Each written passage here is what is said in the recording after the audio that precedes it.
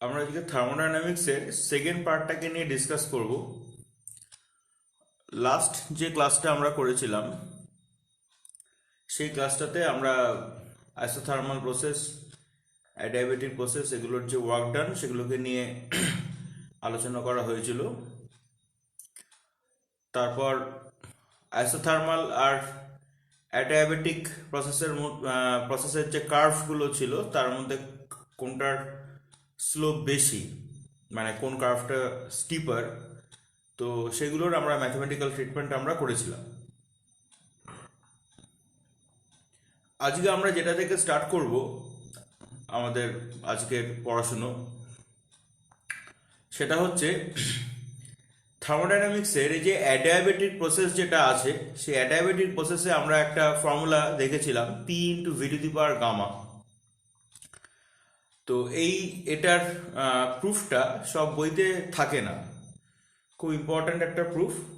তার কারণ এটা যে আউট অফ সিলেবাস তাও কোথাও মেনশন করা নেই, তো যার জন্য এক্সামে এর আগেও একবার দুবার এসেছিল, তো আসলে আসতেই পারে সেটা।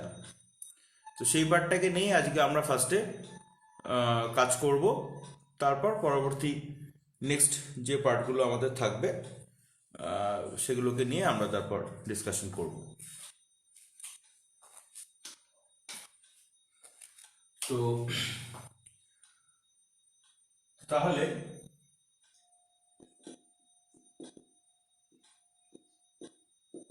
adiabatic relation between pressure, volume, temperature, তো এইটাকে নিয়ে আগে আমরা এদের মধ্যে রিলেশনটাকে আমরা এস্টাবলিশ করব। তো তার আগে ফার্স্ট ল অফ থার্মোডাইনামিক্স এর থেকে আমরা দেখেছি সেটা হচ্ছে DQ is equal two DU plus DW. এই রিলেশনটা ফার্স্ট ল অফ থার্মোডাইনামিক্স থেকে আমরা দেখেছিলাম। এবার একটা জিনিস দেখি তোমাদের কিরকম মনে আছে, অ্যাডিয়াবেটিক প্রসেস যদি হয় তাহলে এই ডিকিউ এর ভ্যালু কত ছিল? অ্যাডিয়াবেটিক প্রসেস যদি হয় তাহলে এই ডিকিউ এটার ভ্যালু কত ছিল? কিরকম মনে আছে দেখি কমেন্ট বক্সে টাইপ করো, লেখো ডিকিউ এর ভ্যালু অ্যাডিয়াবেটিক প্রসেসের জন্য কত ছিল।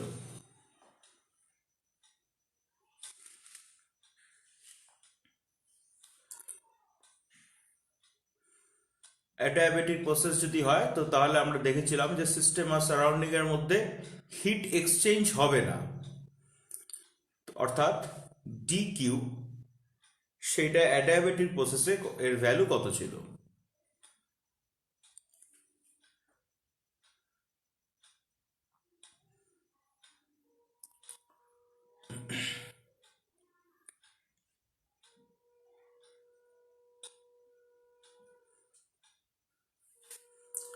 অ্যাডিয়াবেটিক প্রসেসে ডিকিউ এর ভ্যালু ছিল 0, তার কারণ যেহেতু কোনো রকম সিস্টেম আর সারাউন্ডিং এর মধ্যে হিট এক্সচেঞ্জ হচ্ছে না, তো ওই জন্য এটার ভ্যালু ছিল হচ্ছে 0।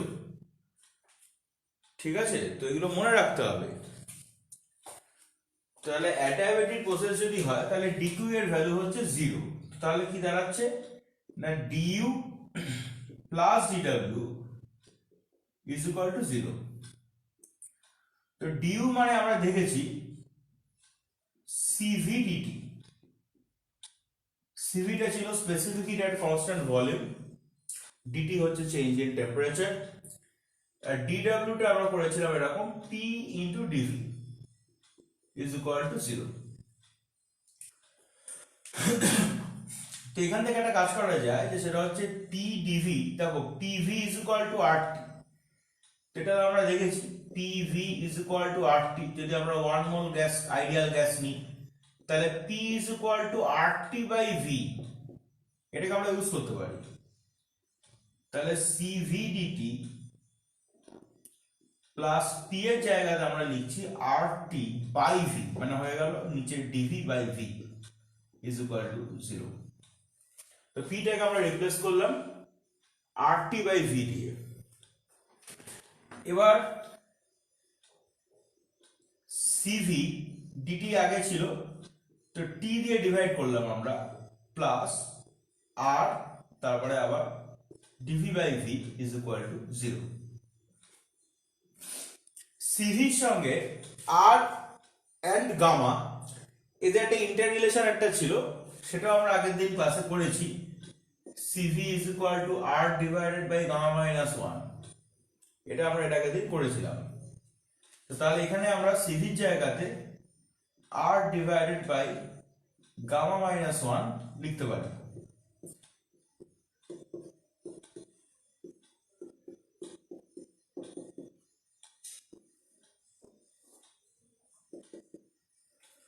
তো এবার বোথ সাইডে যদি আমরা আর দিয়ে ডিভাইড করি, বোথ সাইডে আমরা কি করছি, আর দিয়ে ডিভাইড করে গামা মাইনাস 1 দিয়ে মাল্টিপ্লাই করছি, ঠিক আছে।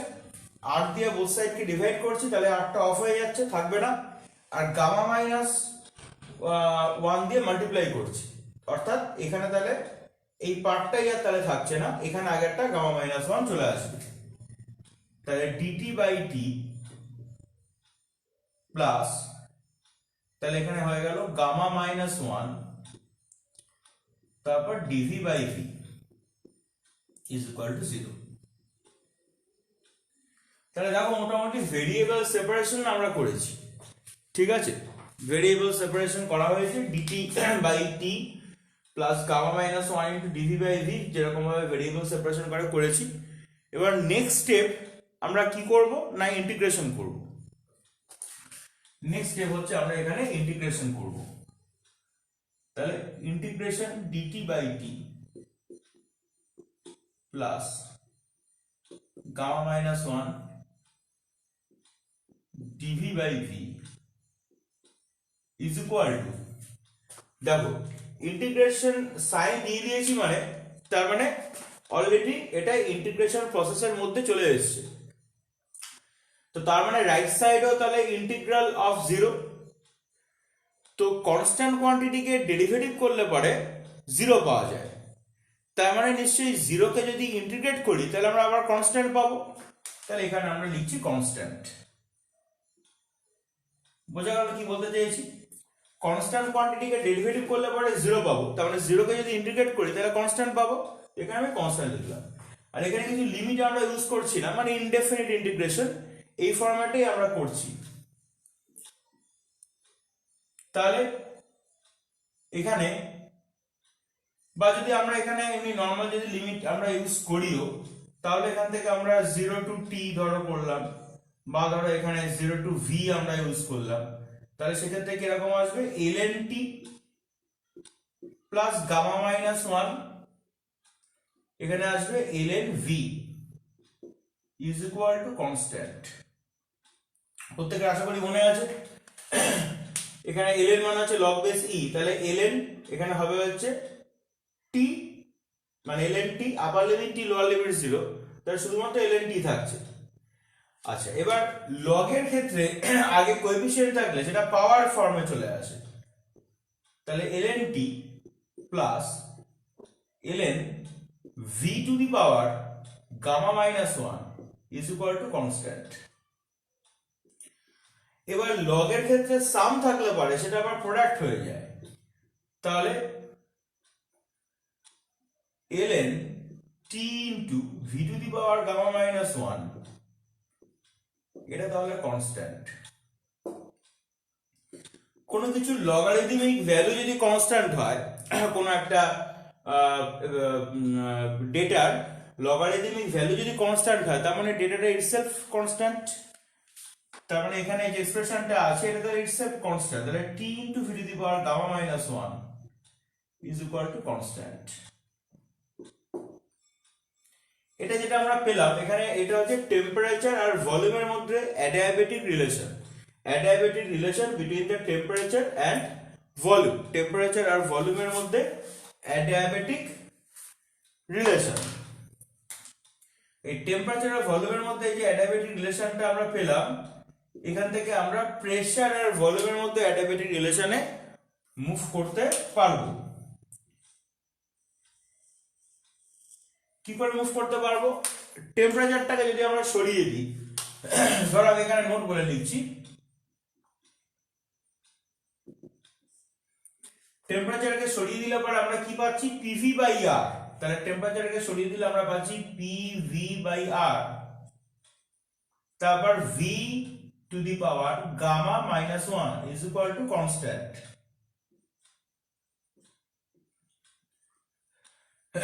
তাহলে দেখো পি পি এর মতো থাকছে, ভি এর পাওয়ার এখানে 1 আছে আর এখানে আছে গামা মাইনাস 1। প্রোডাক্টের ক্ষেত্রে ইন্ডেক্স মানে পাওয়ারটা যেটা থাকে সেটা সাম হয়ে যায়, তাহলে এখানে শুধুমাত্র হয়ে যাবে P into V to the power gamma, আর ডিভাইডেড বাই আর যেটা আছে সেটা কনস্ট্যান্টের সঙ্গে মাল্টিপ্লাইড হয়ে গিয়ে সেটা কনস্ট্যান্টই থাকবে রাইট সাইডে, তার কারণ আর ইটসেলফ একটা কনস্ট্যান্ট।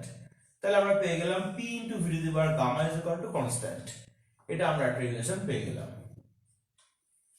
তাহলে আগে আমাকে বলো এই যে ক্যালকুলেশন পার্টটা যেটা আমরা করলাম এখানে, ফার্স্টে আমরা we have used the first law of thermodynamics, and for adiabatic process we know that the value of dq must be 0, and the putting the value of dq is equal to 0 and putting the values of du and dw as cvdt and pdv। তারপর আমরা এই স্টেপটাতে এলাম, এখানে p টাকে আমরা replace করে দিয়েছি rt by v দিয়ে, ঠিক আছে। তারপর তো নরমাল অ্যালজেব্রিক্যাল যেরকম বোথ সাইডে ডিভাইড করে টোরে আমরা এরকম একটা ভেরিয়েবল সেপারেশন ফর্মে এলাম, তারপর আমি ইন্টিগ্রেশন সাইন দিয়েছি, রাইট সাইডে 0 ইন্টিগ্রেশন কনস্ট্যান্ট, কারণটা আমি বলে দিয়েছি কেন। তো তারপর এখান থেকে ইন্টিগ্রেট করার পরে অ্যালজেব্রিক্যালি প্রসেসে আমরা এসেছি। তো সেখান থেকে আমরা এখানে টেম্পারেচার আর ভলিউমের মধ্যে আমরা অ্যাডিয়াবেটিক রিলেশন ফাইন্ড করেছিলাম, তো আমরা এখান থেকে একটা নোট তৈরি করে প্রেসার আর ভলিউমের মধ্যে অ্যাডিয়াবেটিক রিলেশনটা ফাইন্ড করলাম, যেটা এর আগের দিন আমরা বেশ কয়েকবার এই রিলেশনটাকে আমাদেরকে ইউজ করতে হয়েছে, দেখেছি আমরা। তো যাই হোক, তো তাহলে এই অবধি যেটা করা হলো, এই টোটাল ব্যাপারটা জিনিসটা বুঝেছো কিনা, আন্ডারস্টুড অর নট, কমেন্ট বক্সে লিখে জানাও। তো আবার নেক্সট টপিকে যাচ্ছি।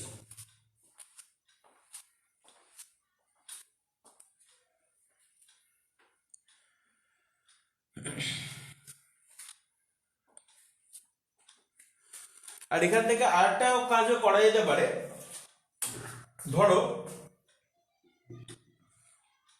তুমি ভলিউমকে ধরো সরিয়ে দেবে, ভলিউমকে সরালে RT বাই পি চলে আসছে, তাহলে পি ভলিউমকে সরিয়ে দিলাম, তাহলে RT বাই পি চলে এলো, whole to the power gamma is equal to constant.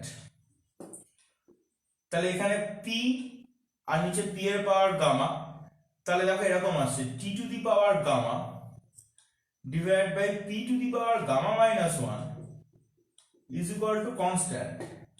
তার কারণ এখানে R to the power gamma একটা পাচ্ছি ঠিকই, আর নিজে কনস্ট্যান্ট, আর for a certain gas the value of gamma is also constant, তো যার জন্য এখানে R to the power gamma হচ্ছে কনস্ট্যান্ট থাকছে, তাহলে সেটা রাইট সাইডে constant divided by R to the power gamma হলে সেটাও constant,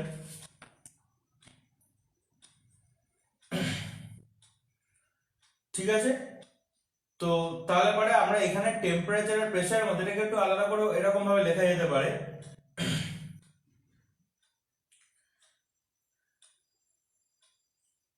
t to the power t divided by p to the power gamma minus 1 by gamma is equal to constant, but t proportional to p to the power gamma minus 1 divided by gamma। এটা হচ্ছে temperature আর প্রেসারের মধ্যে adiabatic relation, আর এখানে যেটা আমরা করলাম এটা pressure আর ভলিউমের মধ্যে অ্যাডিয়াবেটিক রিলেশন, আর এখানে আমরা যেটা করলাম এটা টেম্পারেচার আর ভলিউমের মধ্যে অ্যাডিয়াবেটিক রিলেশন। তো এই সবকটাই আমাদের কাজে লাগবে, বেশি মানে ফ্রিকোয়েন্টলি কাজে লাগে যেটা সেটা হচ্ছে টেম্পারেচার আর ভলিউমের মধ্যে রিলেশনটা, আর হচ্ছে প্রেসার আর ভলিউমের মধ্যে রিলেশনটা বেশি কাজে লাগে, সবকটাই লাগে, টেম্পারেচার প্রেসারের মধ্যে নিউমেরিক্যালেও কাজে লাগে আর কি, ঠিক আছে।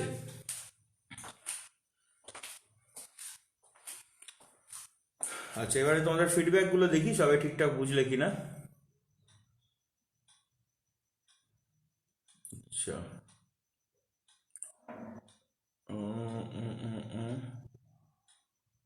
ঠিক আছে।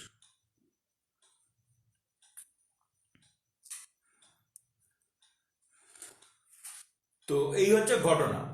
তো এটাকে একটু আমাদেরকে প্র্যাকটিস করা খুব ইজি প্রুফ, আলাদা করে কিছু নেই। তো এটা বইতে থাকে না, বাট মানে ম্যাক্সিমাম বইতেই থাকে না এটা। তো এবার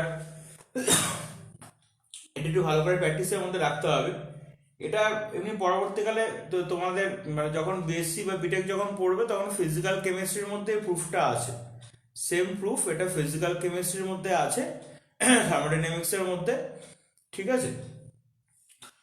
তো যাই হোক, এবার তোমাদের কেমিস্ট্রির যে সিলেবাসটা যেটা আছে 11 বা 12-এর, তার ফিজিক্যাল কেমিস্ট্রির মধ্যে এটা আছে কিনা আমি ঠিক কনফার্ম না, সেটা স্যাররা যখন পড়াবেন তখন জানতে পারবে। তো যাই হোক, তো তাহলে পরে আমাদের এইগুলোকে কিন্তু তাহলে মনে রাখতে হচ্ছে, কেমন?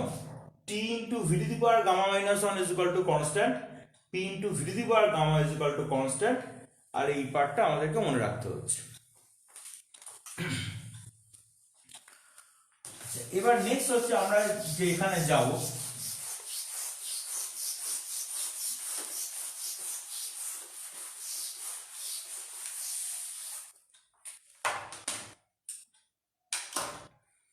সেটা হচ্ছে কার্নোস cycle.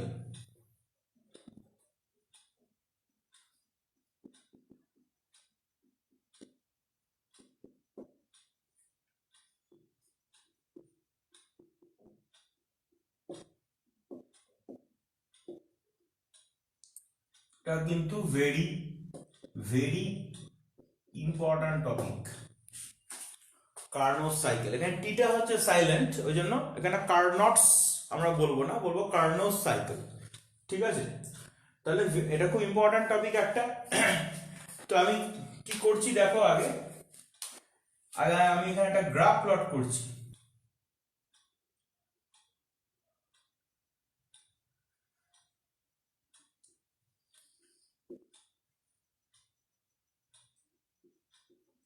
Pressure versus volume graph.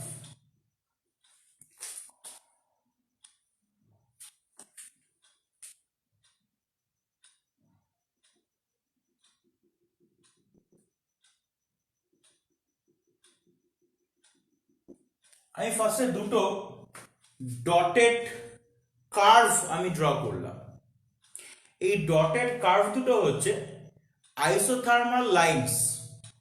আইসো মানে সেম, থার্ম মানে টেম্পারেচার। তাহলে এই লাইনের উপরে আমি যে কোনো দুটো পয়েন্ট নিই, সেই দুটো পয়েন্টের টেম্পারেচার সেম হবে, আইসো থার্মাল লাইনস।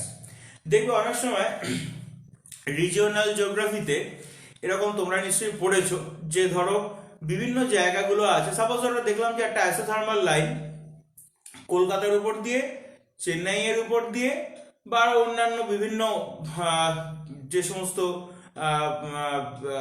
মানে সিটিগুলো রয়েছে অল ওভার দ্য ওয়ার্ল্ড, তাদের উপর দিয়ে ধরো একটা আইসোথার্মাল লাইন গেছে। তার মানে কি? তার মানে হচ্ছে সিজনের কোনো একটা সার্টেন টাইমে, যে কোনো একটা টাইমে, ঠিক আছে, ওই জায়গাগুলোর টেম্পারেচার সবসময় সেম হবে। কলকাতার টেম্পারেচার কি, ধরো অন্যান্য বাকি যে সিটিগুলোকে আর কি কানেক্ট করা হয়েছে আইসোথার্মাল লাইন দিয়ে, তো সেখানকার টেম্পারেচারগুলো হচ্ছে সেম হবে। ঠিক আছে, এটা এরকম একটা ইউজ জিওগ্রাফিতে আছে। তো ফিজিক্সে আমরা এখানে আইসোথার্মাল লাইন আমরা ড্র করেছি প্রেসার ভার্সেস ভলিউম এই ডায়াগ্রামটাতে। এটা একটা আইসোথার্মাল লাইন, এটা একটা আইসোথার্মাল লাইন। আইসোথার্মাল লাইন মানে, তার মানে আমি এখানে যে পয়েন্টই নিই না কেন, এই পয়েন্টের টেম্পারেচার যা হবে, আবার যদি আমি এখানে একটা পয়েন্ট নিই সেই পয়েন্টের টেম্পারেচারও তাই হবে, এখানে একটা পয়েন্ট নিলে সেই পয়েন্টের টেম্পারেচারও তাই হবে, সেম হবে। তো আমি সাপোজ ধরে নিচ্ছি যে এই কারেসপন্ডিং টেম্পারেচার এখানে T1, আর এই লাইনের উপর যতগুলো ডট আছে বা যে যে পজিশন আছে, যে পজিশনে থাকুক না কেন, সেখানকার কারেসপন্ডিং টেম্পারেচার T2। আচ্ছা, এবার আমি এই দুটো আইসোথার্মাল কার্ভ আমি ড্র করেছি। এবার আমি আরো দুটো কার্ভ ড্র করব, সেই কার্ভ দুটো কি কার্ভ সেটা তোমাদেরকে বলতে হবে।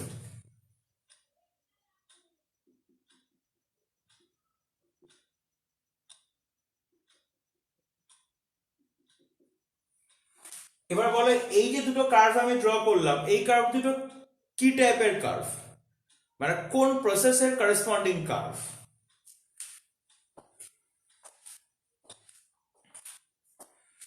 আমি তো আইসোথার্মাল কার্ভ দুটো ড্র করলাম, বললামও, আশা করি বুঝেওছো তোমরা। এবার এই কার্ভ দুটো কোন থার্মোডাইনামিক্যাল প্রসেসের কার্ভ বলে মনে হচ্ছে?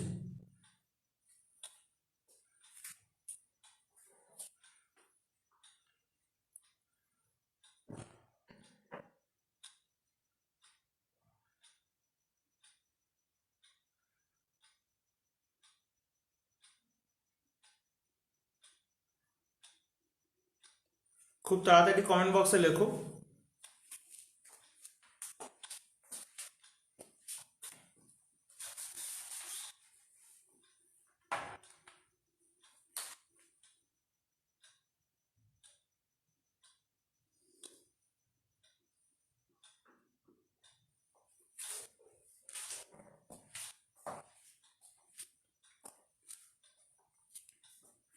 ভালো করে খেয়াল করে দেখো, এই কার্ভ যে দুটো আমি ড্র করলাম এদের স্লোপ দেখো বেশি, এদের স্লোপ বেশি। থার্মোডাইনামিক্যাল প্রসেস বলেছি, সাগ্নিক হিট বলে কোনো থার্মোডাইনামিক্যাল প্রসেস হয় না, ঠিক আছে? হিট বলে কোনো থার্মোডাইনামিক্যাল প্রসেস হয় না। থার্মোডাইনামিক প্রসেস বলতে কোনগুলো? আইসোবারিক, আইসোকোরিক, আইডায়াবেটিক, আইসোথার্মাল, এগুলো হচ্ছে থার্মোডাইনামিক প্রসেস। যে কার্ভ দুটো ড্র করলাম এদের স্লোপ হচ্ছে গ্রেটার, T1 আর T2 করেসপন্ডিং গ্রাফের থেকে এদের স্লোপ হচ্ছে গ্রেটার, এরা স্টিপার গ্রাফ দুটো। লাস্ট উইকে ক্লাসের পরে যাই হোক না কেন, এই উইকের টেস্ট ছিল ক্লাসে, তো যার জন্য হয়তো ভালো করে থার্মোডাইনামিক্সটা সেলফ স্টাডি করতে পারোনি, পড়তে পারোনি, কিন্তু এবার পড়ে নিও কিন্তু, ঠিক আছে? এবার পড়ে নিও। তো তাহলে এই দুটো হচ্ছে অ্যাডিয়াবেটিক কার্ভ। কি কার্ভ বললাম? Adiabatic curve. তাহলে আমরা এখানে দুটো অ্যাডিয়াবেটিক কার্ভ আমরা এখানে ড্র করেছি, ঠিক আছে? এবার কার্নোট সাইকেলের এক্সপেরিমেন্টটা যেটা আছে সেই এক্সপেরিমেন্টটা আমি বোঝাবো, একটু সময় লাগবে কিন্তু বুঝতে, ভালো করে বোঝাতে এবং বুঝতে দুটোর ক্ষেত্রেই খুব ভালো করে ধৈর্য ধরে মাথা ঠান্ডা করে বোঝো, ঠিক আছে? এলোমেলো চিন্তা না করে ভালো করে ঠান্ডা মাথাতে বোঝো আমি কি বলছি।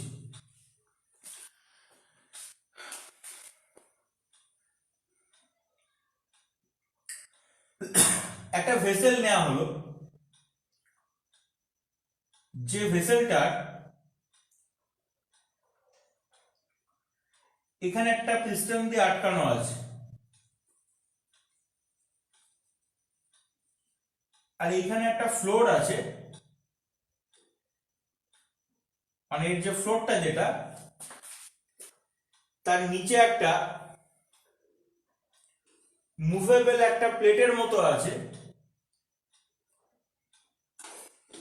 যার একটা সাইড কন্ডাক্টর আর একটা সাইড হচ্ছে ইনসুলেটর। একটা হাফ পোর্শন কন্ডাক্টর, বাকি হাফ পোর্শন ইনসুলেটর। আর এখানে যে ভেসেলটা আমরা নিয়েছি, এই ভেসেলটা টোটালটাই ও সাইডগুলো, এগুলো টোটালটাই হচ্ছে ইনসুলেটেড, সাইডগুলো হচ্ছে ইনসুলেটেড।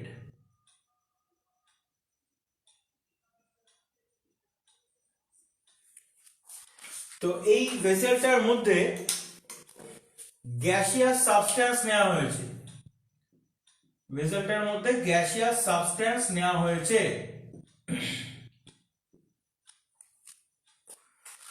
তো আমরা ফার্স্টে কি করছি, আমরা প্রথমে দেখলাম যে এর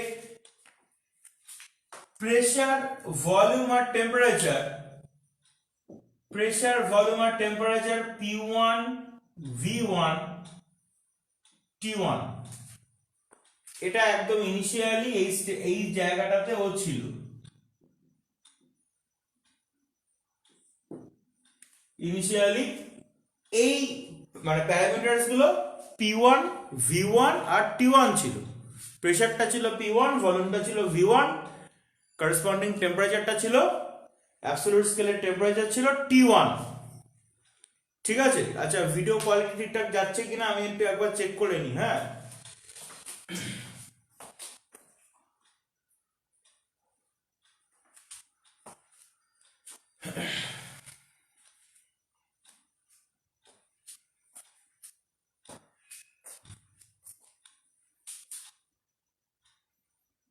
এটা খুব টপিকটা খুব ইম্পর্ট্যান্ট টপিক, তো শুনতে না পেলে খুব সমস্যা।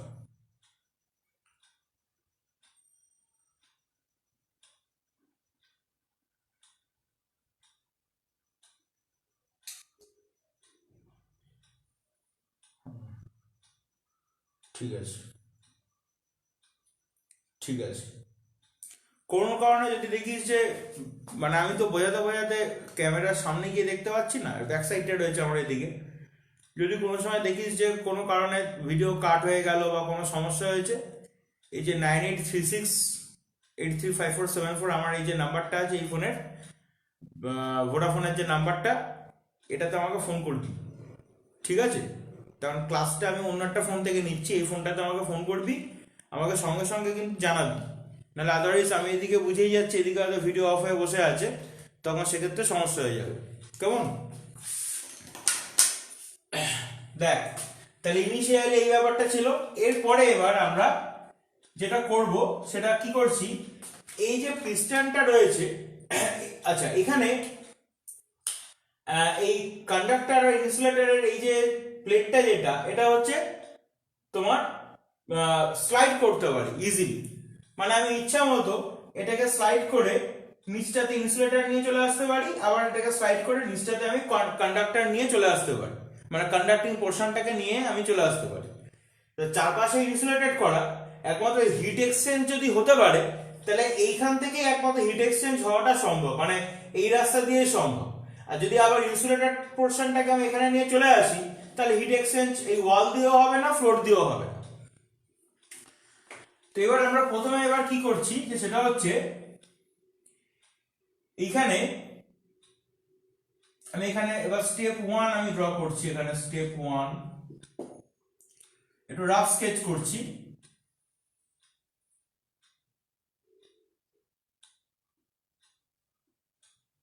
তো এই কন্ডাক্টর পোর্শনটাকে এখানে রেখেছি, এখানে যেরকম পিস্টন টিস্টন থাকা সেরকম আছে, কন্ডাক্টর পোর্শনটাকে রেখেছি। আর এখানে যেটা করেছি সেটা হচ্ছে এখানে একটা বার্নার নেওয়া হয়েছে, মানে হিট সোর্স নিয়েছি। বার্নার বলতে হিট সোর্স, হিট সোর্স নিলাম। এবার খুব ভালো করে শুনবি, কিন্তু তোদের কোঅপারেশন ছাড়া কিন্তু আমার বোঝানো সম্ভব না। আমি মাঝে মাঝে এটা টোটালটা বোঝাতে বোঝাতে মাঝে মাঝে কোয়েশ্চেন করবো, তার আনসারটা কমেন্ট বক্সে চিন্তা করে আনসার দিবি, ঠিক আছে? দেখ, তারপরে এবার আমি কি করলাম, কন্ডাক্টর পোর্শন, কন্ডাক্টিং পোর্শনটাকে তলাতে এনেছি, ফ্লোরে এনেছি, এখানে গ্যাসিয়াস সাবস্টেন্স রয়েছে। পয়েন্ট বলছি, ভালো করে শোন। তাহলে কন্ডাক্টিং সারফেসটা এখানে আছে, মানে তার মানে হিট এক্সচেঞ্জ হতে পারবে, কিন্তু সিস্টেম আর সারাউন্ডিং এর মধ্যে হিট এক্সচেঞ্জ পসিবল। এবার এই পিস্টনটাকে স্লোলি, কোনটা আমি ইউজ করলাম ভালো করে শোন, ফাস্ট বলছি না কিন্তু, স্লোলি, আস্তে আস্তে পিস্টনটাকে স্লোলি এবার আমি উপরের দিকে তুললাম, স্লোলি উপরের দিকে পিস্টনটাকে আমি তুলছি। তো তাহলে পরে এর একটা এক্সপ্যানশন হলো, গ্যাসটার একটা এক্সপ্যানশন হলো, মানে গ্যাসের ভলিউমটা ইনক্রিজ করলো। কিন্তু এই ওয়ার্কডানটার জন্য গ্যাসের কোনো হিট এনার্জি লস হলো না। কেন?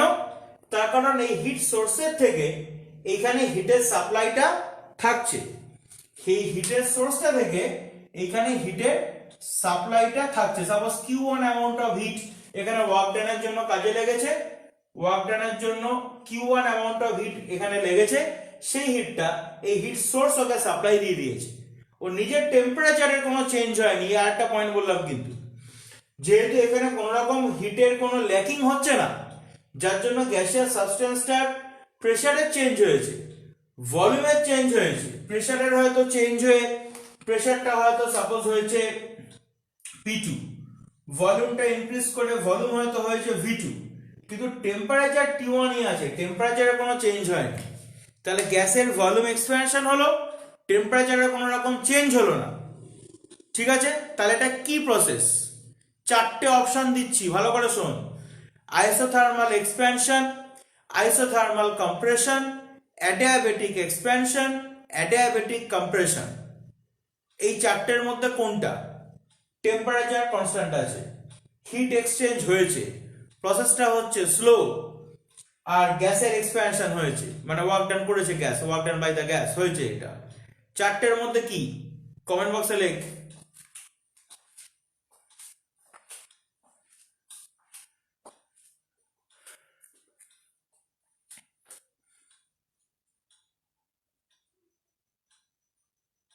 চারটে অপশন দিচ্ছি: isothermal expansion, isothermal compression, adiabatic expansion, adiabatic compression. এই চারটের মধ্যে কোনটা হয়েছে এখানে?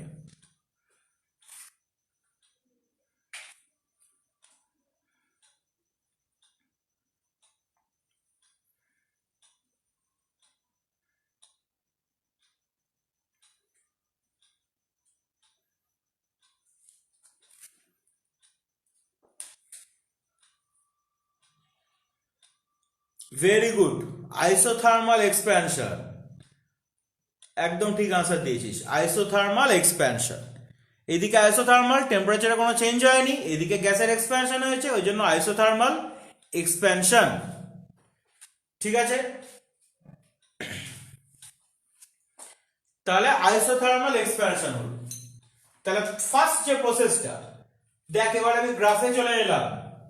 তাহলে একদম প্রথমে যখন আমি স্টার্ট করেছি তখন প্রেসার ছিল P1, ভলিউম ছিল V1, টেম্পারেচার T1 আলাদা করে লিখতে হবে না, তার কারণ এই পয়েন্টটা যে লাইনের উপর আছে সেখানে প্রতিটা পয়েন্টেরই টেম্পারেচার T1 আইসোথার্মাল লাইনের উপর আছে। তো তাহলে আমরা প্রথমে যেটা করলাম সেটা হচ্ছে আইসোথার্মাল এক্সপ্যানশন হলো, আইসোথার্মাল এক্সপ্যানশন হলো। তাহলে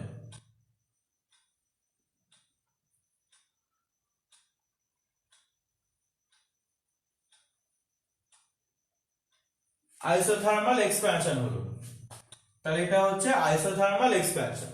এই আইসোথার্মাল এক্সপ্যানশনের জন্য হিটের একটা সোর্স, হিট সোর্স আছে এখানে একটা, এখানে একটা হিটের সোর্স আছে। এই সোর্সের থেকে গ্যাস Q1 অ্যামাউন্টের হিট ইনটেক করেছে, Q1 অ্যামাউন্টের হিট ইনটেক করেছে। ইনিশিয়ালি প্রেসার, ভলিউম, টেম্পারেচার ছিল P1, V1, T1। এই পয়েন্টে যখন এসছে তখন pressure, volume, temperature P2, V2, T1। তাহলে এখানে শুধুমাত্র আমরা P2, V2 লিখলাম, তাহলে P2, V2 হলো। ঠিক আছে, নেক্সট এবার খেয়াল কর স্টেপ 3। নেক্সট হচ্ছে এবার স্টেপ 3 হচ্ছে স্টেপ 2। স্টেপ 2 তে কি করা হচ্ছে দেখ, আমরা এবার এই তলার যে ওর এই স্লাইডিং যে ফ্লোরটা ছিল সেটাকে আবার এই পাশে পুশ করে দিয়েছি। তো এরকম হয়ে গেছে, মানে কন্ডাক্টিং পোর্শনটা এদিকে চলে গেছে আর ফ্লোরটা এখানে হয়ে গেছে, ফ্লোরের এখানে চলে যাচ্ছে ইনসুলেটর। ঠিক আছে, এবার এটাকে আমরা এই পিস্টনটাকে, খুব ভালো করে শুনবি কিন্তু, ভালো করে শোন, পিস্টনটাকে সাডেনলি উপরের দিকে টেনে তুলে দিলাম। ফ্লোর আছে এখানে ইনসুলেটরের, সাইড ওয়ালগুলো ইনসুলেটর, অর্থাৎ এদিক থেকে নিচ থেকে কোনো দিক থেকে হিট এক্সচেঞ্জ পসিবল না, হিট ঢোকা বেরোনোর রাস্তা বন্ধ, পুরোপুরি বন্ধ। আমরা পিস্টনটাকে সাডেনলি উপরের দিকে টেনে তুললাম। তো যেটা হলো সেটা হচ্ছে এবার ওর প্রেসার, ভলিউম, টেম্পারেচার চেঞ্জ হয়ে গিয়ে এবার ওর প্রেসার হয়ে গেল হচ্ছে P3, ভলিউম হয়ে গেল V3, আর টেম্পারেচার হয়ে গেল হচ্ছে T2। এই যে প্রসেসটা হলো, যেখানে there is no exchange of heat energy between the source and the surrounding, the process is very fast। ঠিক আছে, তাহলে এইটা যেটা হলো, আর হ্যাঁ, আর তার সঙ্গে হচ্ছে ভলিউম হচ্ছে ইনক্রিজ করেছে, V2 থেকে V3 হচ্ছে গ্রেটার, ভলিউম ইনক্রিজ করেছে। তাহলে ওই যে চারটে অপশনের কথা আমি বলেছিলাম তার মধ্যে কোনটা হবে? Isothermal expansion, adiabatic expansion, isothermal compression, adiabatic compression. চারটের মধ্যে which one is correct in this case? বলো স্টেপ 2 তাহলে কি হলো?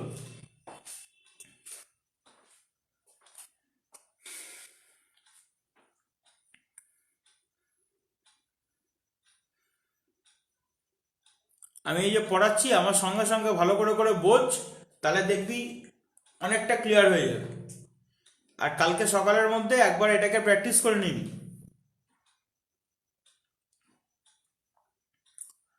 কমেন্ট বক্সে তাড়াতাড়ি আমাকে লিখে জানা, আমি তোদের রেসপন্সের জন্য ওয়েট করছি।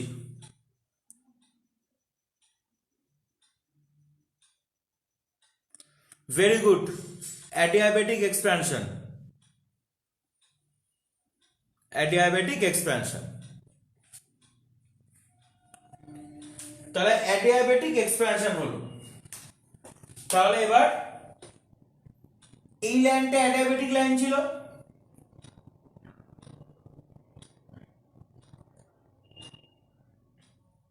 তাহলে আমরা এবার চলে এলাম কোথায়?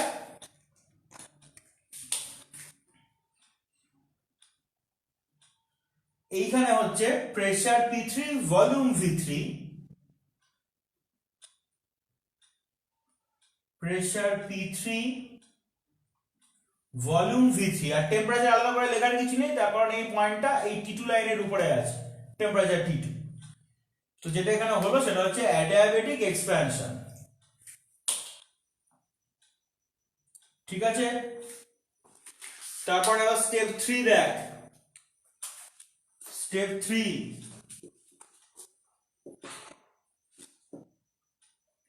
স্টেপ 3 তে কি করছি, আবার এটাকে স্লাইড করে রাইট সাইডে নিয়ে চলে যাব।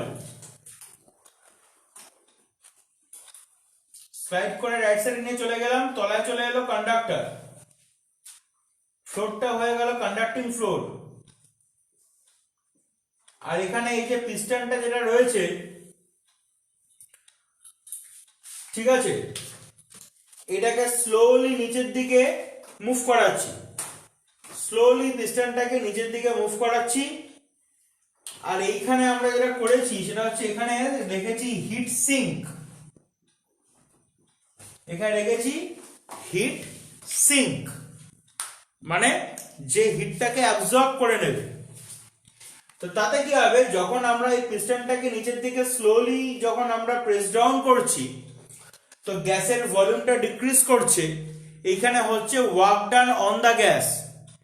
আর এই যে work done on the gas মানে we are giving some energy into the system, we are providing some energy into the system। তো তাহলে কি হবে না, এর হিট এনার্জি ইনক্রিজ করে যাওয়ার কথা, টেম্পারেচার ইনক্রিজ করে যাওয়ার কথা, কিন্তু যেহেতু তলার ফ্লোরটা কন্ডাক্টিং ফ্লোর, সেখান থেকে সেই থ্রু দ্য কন্ডাক্টিং ফ্লোর ওই যে এক্সেস হিট এনার্জিটা সেইটা সিঙ্ককে চলে যাবে, এক্সেস হিট এনার্জিটা সিঙ্ক আছে এখানে, সিঙ্কে চলে যাবে। তাতে কি হবে, তাতে গ্যাসের প্রেসারের চেঞ্জ হলো, প্রেসারটা চেঞ্জ হয়ে গেল P4, ভলিউমটা চেঞ্জ হয়ে গেল V4, কিন্তু টেম্পারেচার যেটা আগে ছিল স্টেপ 2 তে যে টেম্পারেচার ছিল T2, টেম্পারেচারটা সেমই থাকলো, টেম্পারেচারের কোনো রকমের চেঞ্জ হলো না। তাহলে স্টেপ 3 তে গিয়ে আমরা তাহলে কি করছি না, সেটা হচ্ছে আমরা এখানে এর চারপাশটা তো ইনসুলেটর, মানে ওয়ালটা তো ইনসুলেটর, একমাত্র হিট এক্সচেঞ্জ কোথা দিয়ে হতে পারে না, ফ্লোর দিয়ে একমাত্র হতে পারে।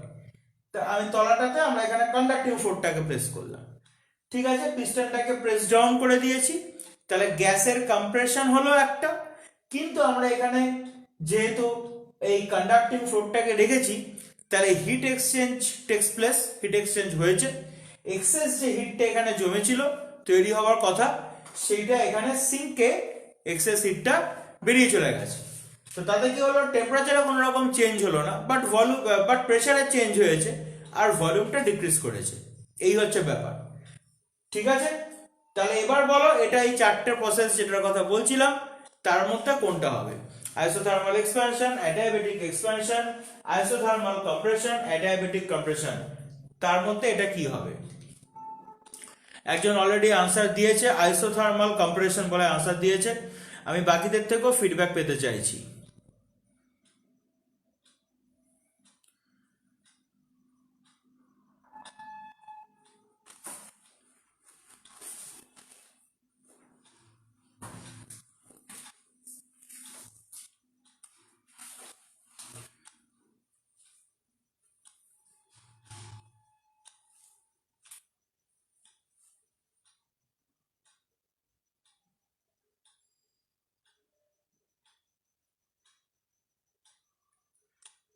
Very good. তাহলে আইসোথার্মাল কম্প্রেশন প্রত্যেকেই তাহলে এগ্রি। তো তাহলে এই যে আইসোথার্মাল কম্প্রেশন হলো, তো তাহলে আমরা এবার যখন এক্সপ্যানশন হচ্ছিল, ভলিউম ইনক্রিজ করছিল, আমাদের গ্রাফও আস্তে আস্তে এইদিকে গেল এইদিকে গেল, এবার কম্প্রেশন মানে এবার উল্টো দিকে আমরা আসবো। তাহলে এবার উল্টো দিকে এলাম,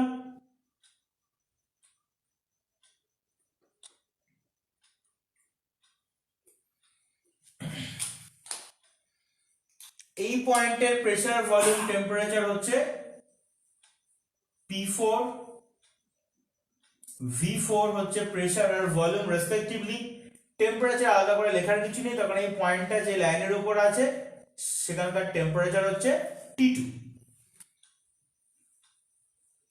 এক্সেস হিটটা বেরিয়ে গেছে, suppose Q2 amount of heat হচ্ছে এক্সেস হিট, সেটা বেরিয়ে গেছে। কাকে প্রোভাইড করেছে না সিঙ্ক আছে এখানে, সিঙ্ককে এই হিটটা দিয়ে দেওয়া হয়েছে, ঠিক আছে, সিঙ্ক এই হিটটাকে পেয়ে গেছে। এবার স্টেপ 4, স্টেপ 4 কি করা হলো, আবার আমরা এটাকে ফ্লোরটাকে আবার রাইট সাইডে সরিয়ে দিলাম। তাতে কি হলো না, এই জায়গাটাতে আবার চলে এলো কন্ডাক্টর সি। তো আমরা এবার এটা প্রেসার আর ভলিউমটা P4 V4 ছিল, সেখান থেকে আরো প্রেস ডাউন করলাম, প্রেস ডাউন করে প্রেসার আর ভলিউম একদম ইনিশিয়ালি যেরকম ছিল সেরকম করা হলো। আর এতে কি করা হলো, মানে এতে কি হলো যে সেটা হচ্ছে আমরা যেটা করেছি সেটা হচ্ছে, ও সরি ভুল বললাম, এটা কন্ডাক্টর, এটাকে এই সাইডে সরাবো।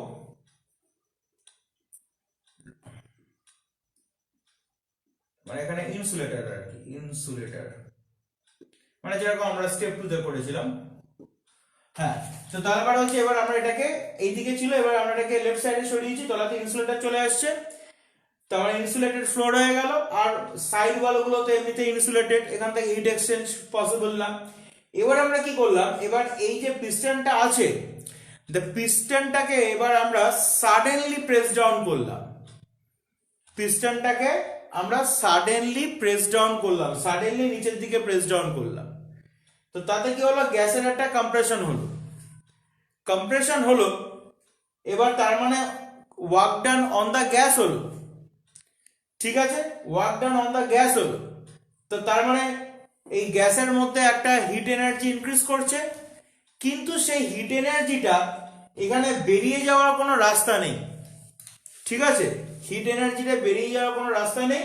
তখন ফ্লোরটা ইনসুলেটেড, ওয়ালও ইনসুলেটেড, প্রসেসটাও খুব ফাস্ট। এবং তাতে জিনিসটা যেটা ঘটবে, ঘটনাটা যেটা ঘটবে যে সেটা হচ্ছে ওর প্রেসার আর ভলিউমকে আমরা ইনিশিয়াল স্টেটে নিয়ে গেলাম, তার সাথে সাথে যেহেতু হিট এনার্জিটা বেরিয়ে যেতে পারছে না, ওই জন্য টেম্পারেচারটা ইনক্রিজ করে যাবে। আগের বার এখানে যেরকম হয়েছিল টেম্পারেচার ডিক্রিজ করে গিয়েছিল, এখানে হচ্ছে টেম্পারেচারটা হচ্ছে ইনক্রিজ করে যাবে, কারণ টেম্পারেচার কনস্ট্যান্ট এখানে থাকছে না। তো তাহলে এই ফাইনাল যে প্রসেসটা যেটা যেটা আমরা করলাম, ফাইনাল যে স্টেপটা যেটা আমরা করলাম, এইটা তাহলে কোন ক্যাটাগরিতে বিলং করছে, কি টাইপের প্রসেস হচ্ছে, লেখো এটা কমেন্ট বক্সে।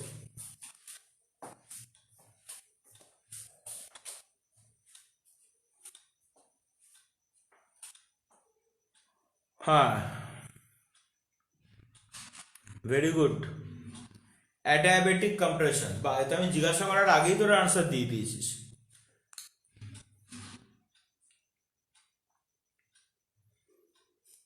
তাহলে অ্যাডিয়াবেটিক কম্প্রেশন হলো। তাহলে এই যে অ্যাডিয়াবেটিক কম্প্রেশন হলো মানে এবার টেম্পারেচারটা T2 থেকে ইনক্রিজ করে হয়ে গেছে T1, তার মানে আমরা এই লাইনটা দিয়ে চলে গেলাম। এবার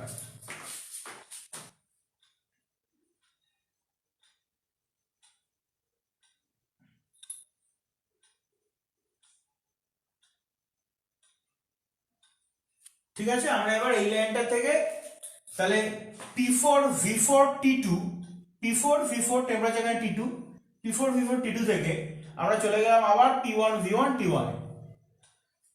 তাহলে এই হচ্ছে চারটে স্টেপ। আরেকবার ব্রিফ করি।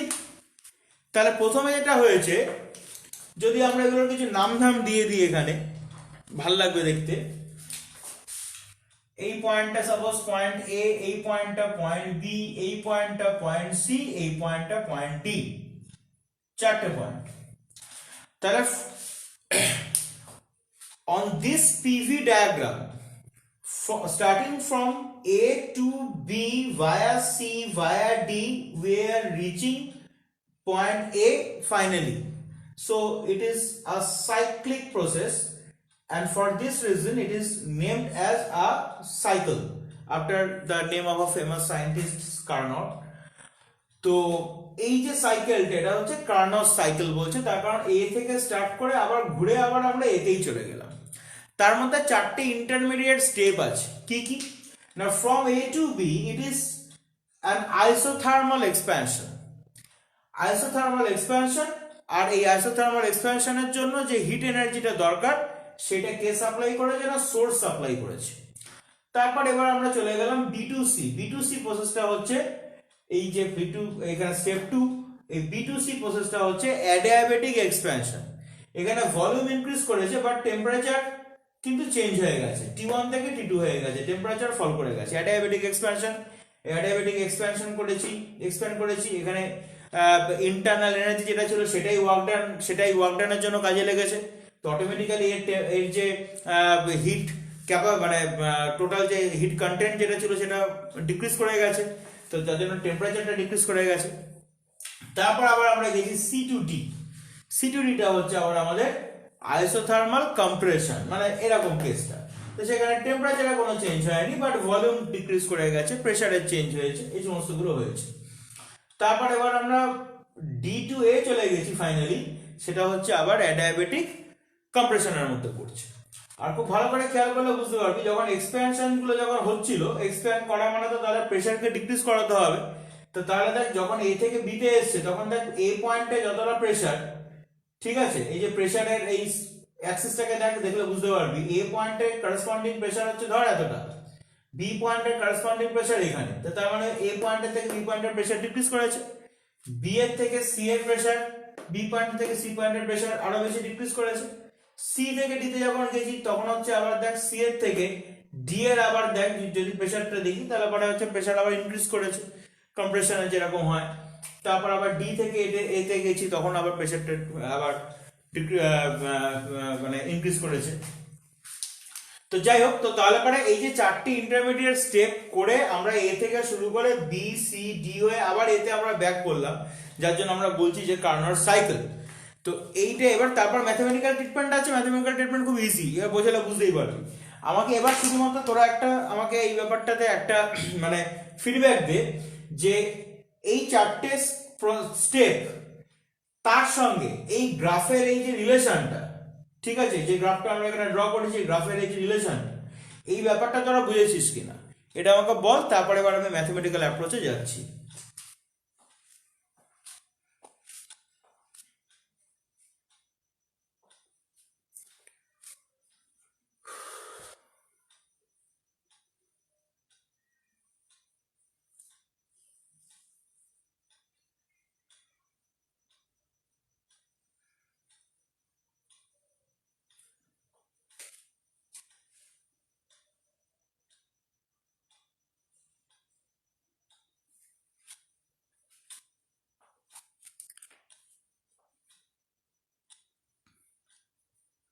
ঠিক আছে,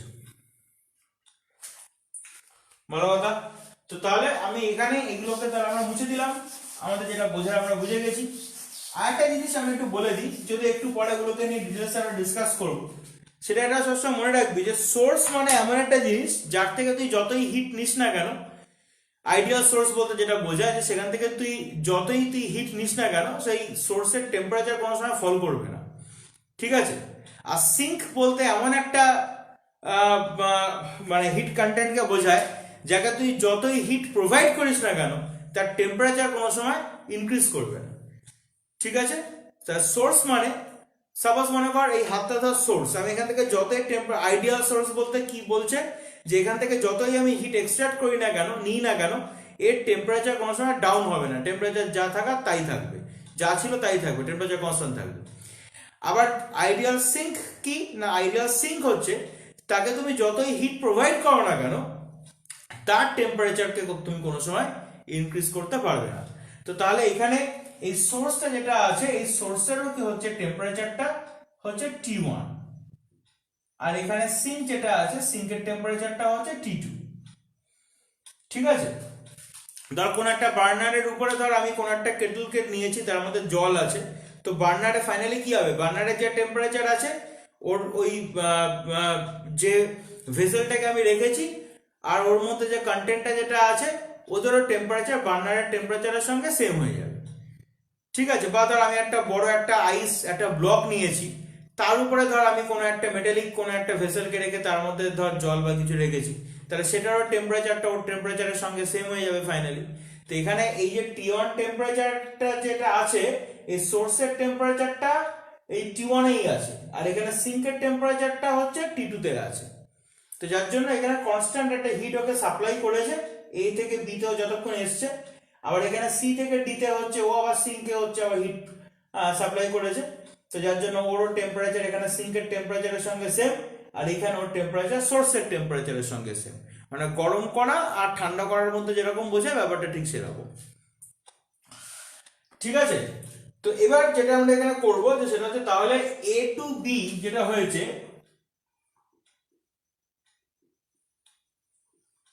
সেটা হচ্ছে তাহলে আইসোথার্মাল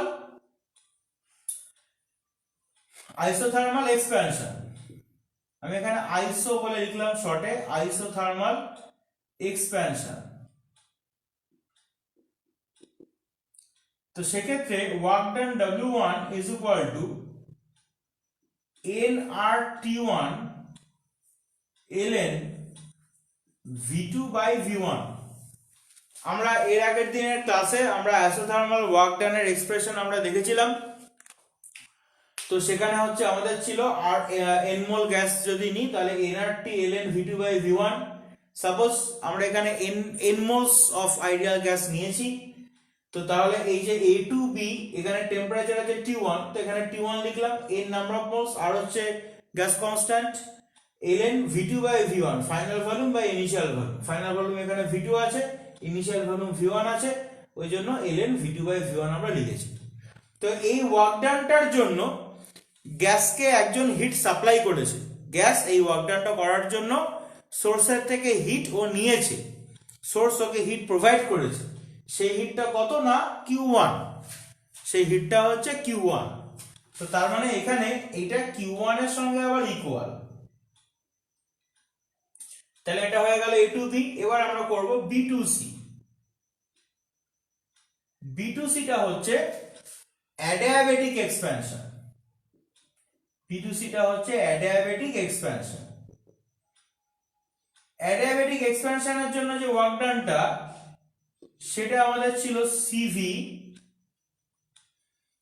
ঠিক আছে, যেহেতু এবার এক্সপ্যান্ড করে গেছে, টেম্পারেচার ফল করে গেছে, নিশ্চয়ই মনে আছে সেই আমরা করেছিলাম যখন initial temperature minus final temperature, তাহলে এক্সপ্যানশনের সময় ইনিশিয়াল টেম্পারেচার T1, এই temperature minus T2, T1 minus T2। ঠিক আছে, যে এই উইকের টেস্ট ছিল তার জন্য তোরা লাস্ট উইকে কিন্তু ভালো করে রিভাইজ করিস নি থার্মোডাইনামিক্স, আমার যেটুকু যে আইডিয়া, তো এগুলোকে খেয়াল করে নিস কিন্তু, মানে দেখে নিস, নাহলে কিন্তু এগুলো যেগুলো বোঝাচ্ছি কিছু বুঝতে পারবি না, টোটালটা প্রথম থেকে কিন্তু ভালো করে দেখে নিবি। তো তাহলে অ্যাডিয়াবেটিক ওয়ার্ক ডান যেটা, তাহলে সেক্ষেত্রে CV মানে স্পেসিফিক এটার কনস্ট্যান্ট ভলিউম, তারপর initial temperature minus final temperature, কখন যখন অ্যাডিয়াবেটিক এক্সপ্যানশন হবে। তো এই ক্ষেত্রে Q1 Q2 এই সমস্ত কোনো ব্যাপার নেই, তারপর হিট এক্সচেঞ্জ তো হবে না, অ্যাডিয়াবেটিক হিট এক্সচেঞ্জ হবে না, কোনো চান্স নেই।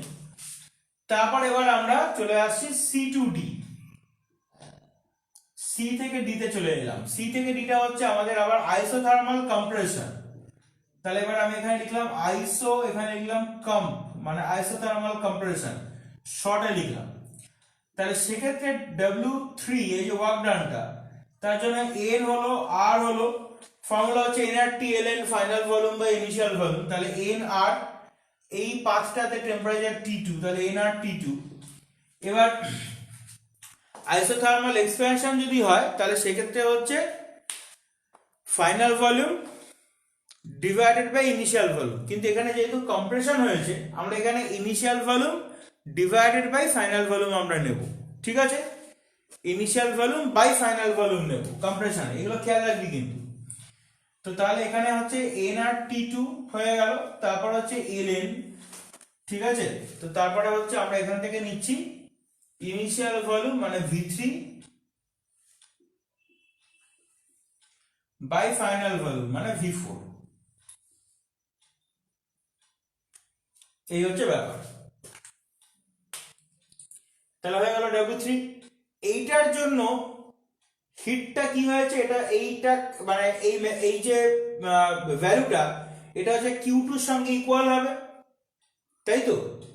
এখানে isothermal compression work done on the gas excess হিটটা ওসিনকে প্রোভাইড করে দিয়েছে, তাহলে এটা Q2 এর সঙ্গে ইকুয়াল হবে। তারপর এবার আমরা চলে আসছি D2A। D2A হচ্ছে আবার অ্যাডিয়াবেটিক কম্প্রেশন, অ্যাডিয়াবেটিক কম্প্রেশন, তাহলে সেটা হচ্ছে W4। অ্যাডিয়াবেটিক এক্সপেনশনে ওয়ার্ক ডান কিরকম না CV initial temperature minus final temperature, কিন্তু যেহেতু এখানে কম্প্রেশন হয়েছে আমরা এখানে নেব হচ্ছে CV final temperature minus initial temperature, তাহলে D থেকে A তে এসছে, A পয়েন্ট হচ্ছে ফাইনাল টেম্পারেচার কত না T1, ঠিক আছে? হয়ে গেল। উল্টোটা নিচ্ছে আমরা final temperature minus initial temperature, এবার D পয়েন্টে হচ্ছে ইনিশিয়াল টেম্পারেচার কত ছিল না T2, তাহলে T1 মাইনাস T2, এই হচ্ছে ব্যাপার, ঠিক আছে?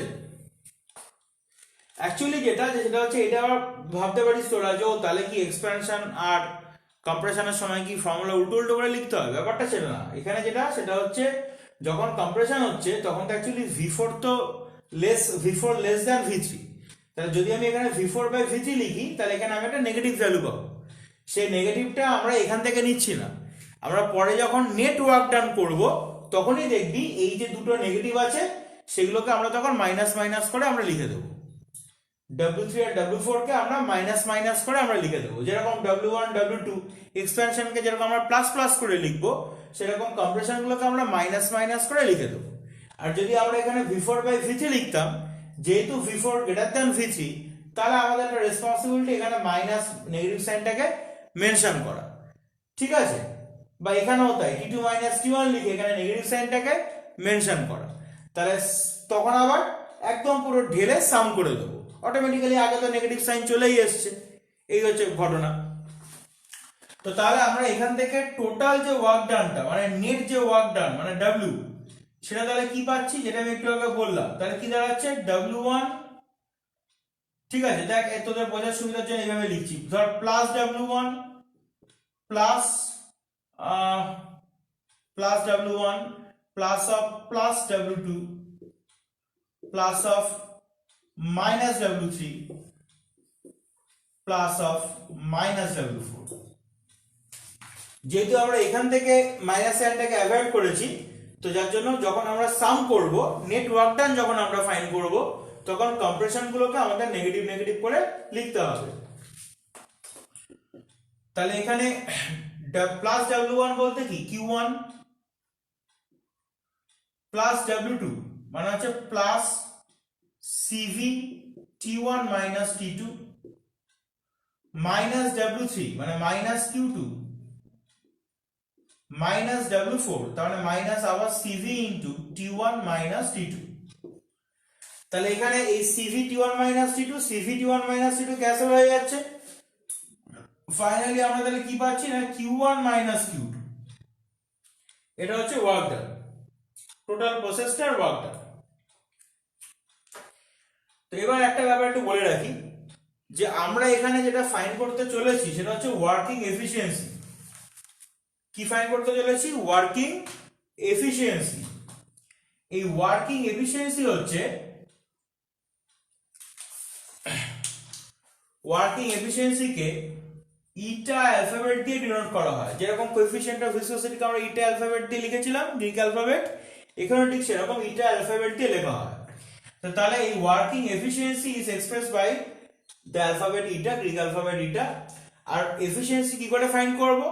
এফিসিয়েন্সি হচ্ছে খুব সিম্পল ব্যাপার, লজিক্যালি দেখবি এটা ডেইলি লাইফের সঙ্গে অনেক মিল আছে। সেটা হচ্ছে এই যে কার্নট সাইকেল, সে কতটা ওয়ার্ক ডান করেছে, টোটাল ওয়ার্ক ডান ও কতটা করেছে, সেই ওয়ার্ক ডান করার জন্য ওর পেছনে কতটা হিট এনার্জি আমাকে সাপ্লাই করতে হয়েছে, মানে হিট ইনটেক কত আছে, কিউআই বলে লিখলাম আমি, হিট ইনটেক কতটা আছে, সেটা হচ্ছে ওয়ার্কিং এফিসিয়েন্সি। বুঝতে পেরেছিস?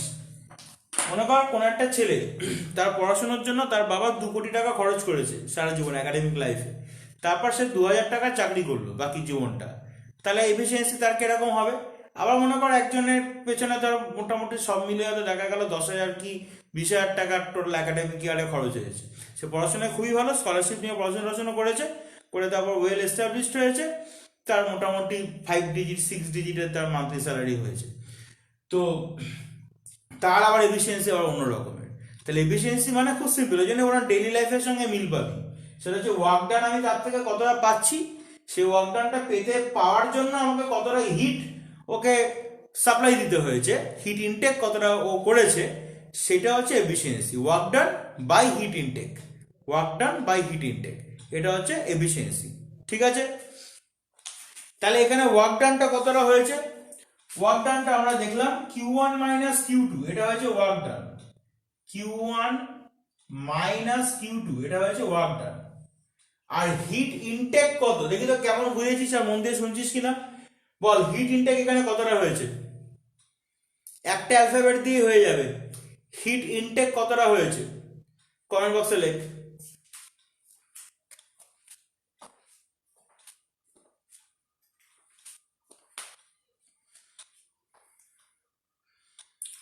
What is the heat intake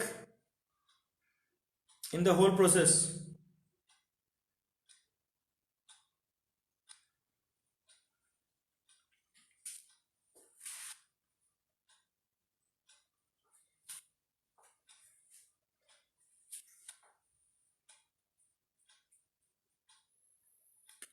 ভালো করে বল, আমি অপশন দিচ্ছি। Q1 টা হিট ইনটেক না Q2 টা হিট ইনটেক, কোনটা হবে? Q1 আর Q2 এর মধ্যে কোনটা হিট ইনটেক?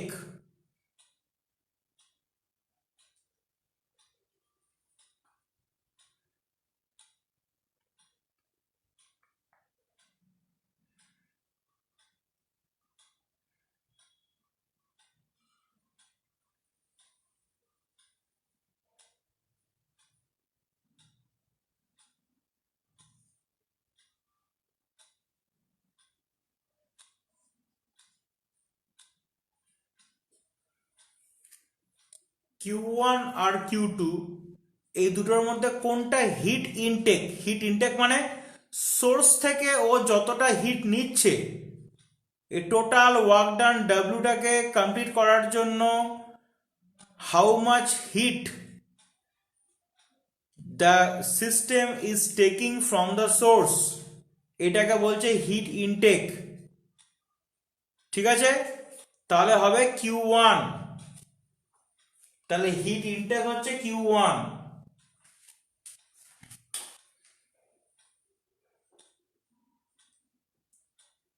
তো তাহলে এখান থেকে আমরা কি দেখছি, Q1 বাই Q1 হচ্ছে 1 মাইনাস, তারপরে আবার আমাদের আসছে Q2 বাই Q1, তাহলে 1 মাইনাস Q2 মানে আমাদের কি ছিল, Q2 মানে ছিল nRT ln Vg by V4, আর Q1 মানে কি আছে, nRT1 ln V2 by V1, তাহলে এইটা ডিভাইডেড বাই এইটা হয়ে যাবে Q2 বাই Q1, তাহলে এইটা হচ্ছে Q2 আর এটা হচ্ছে Q1, তাহলে Q2 বাই Q1 করলে পরে আমরা পাচ্ছি এখানে T2 by T1,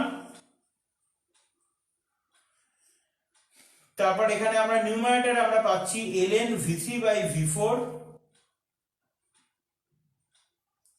divided by এখানে আমরা পাচ্ছি ln V2 বাই V1, ঠিক আছে, তো এরকম আমরা এক্সপ্রেশন একটা পেলাম।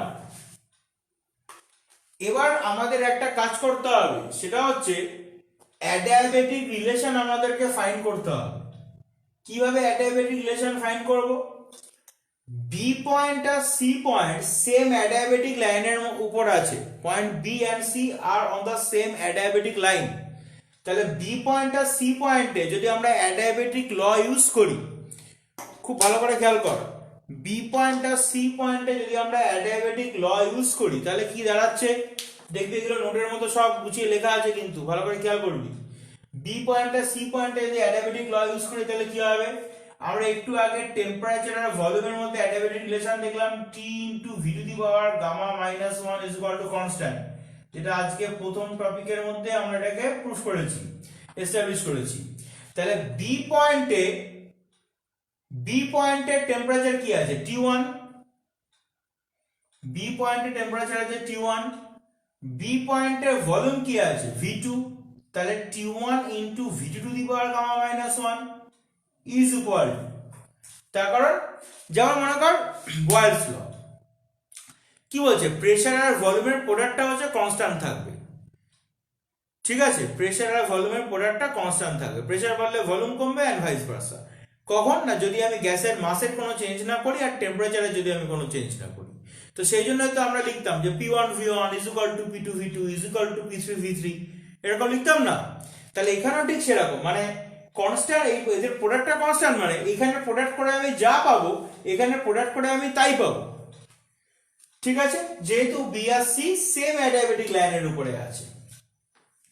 তো তাহলে এবার সি পয়েন্টে যদি অ্যাডিয়াবেটিক লকে ইউজ করি, সি পয়েন্টে তার টেম্পারেচার কত T2, সি পয়েন্টের ভলিউম কি আছে V3, তাহলে T2 into V3 to the power gamma minus 1। এখান থেকে আমরা পেয়ে যাচ্ছি, আচ্ছা এটা আমাদের এরকমই থাকুক, কি পাচ্ছি পরে দেখবো, এটা আমাদের এরকমই থাকুক। আরেকটা অ্যাডিয়াবেটিক লাইন কোথায় আছে না, ডিএ টা হচ্ছে আরেকটা অ্যাডিয়াবেটিক লাইন, ডিএ, ডি থেকে এ, এটা একটা অ্যাডিয়াবেটিক লাইন। তাহলে এখানেও তাহলে টেম্পারেচার আর ভলিউমের মধ্যে এরকম আমরা অ্যাডিয়াবেটিক রিলেশন ইউজ করতে পারি। তো তাহলে আমাদের কাজের সুবিধার জন্য প্রোডাক্টটা যেহেতু দুটো পয়েন্টেই সেম, আমরা এই এ পয়েন্টে অ্যাডিয়াবেটিক লকে ইউজ করছি। তাহলে এ পয়েন্টে যদি আমি অ্যাডিয়াবেটিক লকে ইউজ করি, এ পয়েন্টের টেম্পারেচার কি আছে না T1, তাহলে T1 হলো, এ পয়েন্টের ভলিউম কি আছে না V1, তাহলে V1 to the power gamma minus 1। তাহলে আমাকে অ্যাডিয়াবেটিক ল বলে দিয়েছে, দেখো temperature into volume to the power gamma minus 1, এই প্রোডাক্টটা হচ্ছে কনস্ট্যান্ট। তাহলে আমি এখানে এটা পেয়ে গেলাম। এবারে আমি ডি পয়েন্টে আসি, ডি পয়েন্টের টেম্পারেচার কত না T2, ডি পয়েন্টের ভলিউম কত না V4, তাহলে V4 to the power gamma minus 1। এবার যেটা আমরা করব সেটা হচ্ছে এবার এই ইকুয়েশন 1 আর ইকুয়েশন 2 কে আমরা ডিভাইড করে দেব, ইকুয়েশন 1 আর ইকুয়েশন 2 কে আমরা ডিভাইড করে দেব। ইকুয়েশন 1 ডিভাইড বাই ইকুয়েশন 2 করলে লেফট সাইডে কি আসে ভালো করে খেয়াল কর, V2 by V1 whole to the power gamma minus 1, V2 by V1 whole to the power gamma minus 1। Right সাইডে আমাদের আসছে T2 T2 ক্যান্সেল আউট হয়ে গেল ডিভাইড করলে, তাহলে V3 বাই V4, রাইট সাইডে আমরা পাচ্ছি V3 by V4 whole to the power gamma minus 1, এটা আমরা পাচ্ছি। তাহলে দুটো কোয়ান্টিটি তাদের পাওয়ার হচ্ছে সেম, ঠিক আছে, তারা ইকুয়াল, তাহলে কোয়ান্টিটি দুটো তাহলে ইন্ডিভিজুয়ালি ইকুয়াল হবে। বোঝা গেল কি বলতে চাইছি? তাহলে V2 by V1 whole to the power gamma minus 1 is equal to V3 by V4 whole to the power gamma minus 1। তাহলে নিশ্চয়ই V2 by V1 R V3 by V4 তাহলে ইকুয়াল, ঠিক আছে। তাহলে V2 বাই V1, তাহলে V2 by V1 আর হচ্ছে V3 by V4, এটা তাহলে ইকুয়াল। তাহলে এবার এই ln V2, এবার দেখ তাহলে দুটো কোয়ান্টিটি ইকুয়াল মানে কি, এদের ln মানে লগ বেস e বা লগ বেস 10 ও যদি আমি করতাম মানে এতে লগারিদমিক ভ্যালু তাহলে ইকুয়াল হবে। তো তাহলে এখানে V2 বাই V1 এটা ln V2 বাই V1 আর ln V3 বাই V4 এটাও তাহলে ইকুয়াল। তাহলে এই দুটো ক্যান্সেল আউট হয়ে যাচ্ছে। ক্যান্সেল আউট হয়ে গিয়ে যেটা আমাদের পড়ে থাকছে সেটা হচ্ছে তাহলে therefore eta is equal to 1 minus, তাহলে এই দুটো ক্যান্সেল আউট হয়ে গেল, 1 মাইনাস t2 বাই t1। তাহলে যে কেউ এটাকে এইভাবে লিখতে পারে, eta is equal to 1 minus t2 মানে কি ছিল, t2 ছিল temperature of the sink, temperature of the sink. t1 কি ছিল, t1 ছিল টেম্পারেচার অফ দ্য সোর্স। তাহলে যে কেউ ব্যাপারটাকে এইভাবে লিখতে পারে যে তাহলে eta is equal to 1 minus temperature of the sink divided by temperature of the source.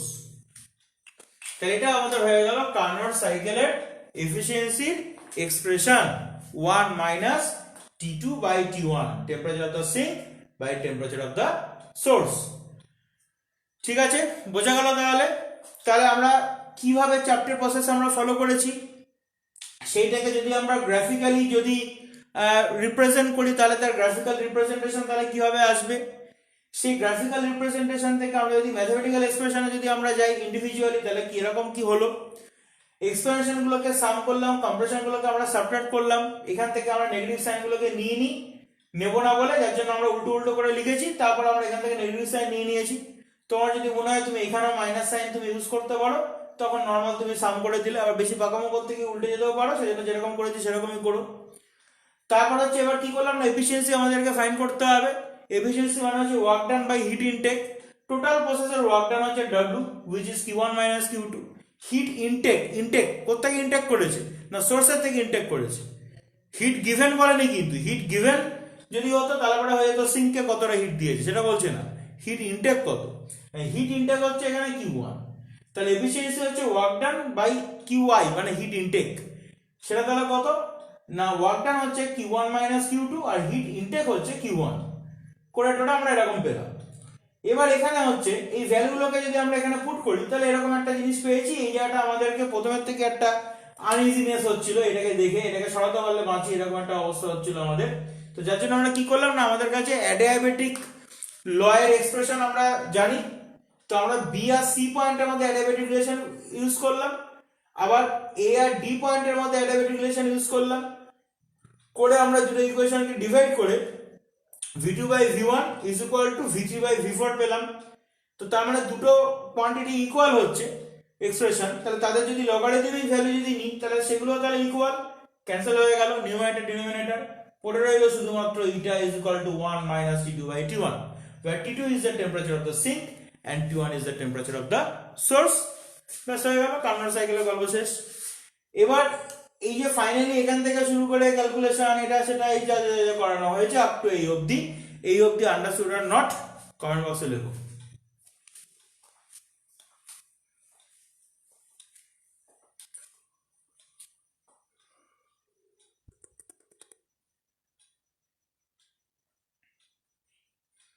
ঝটপট কমেন্ট বক্সে লেখো।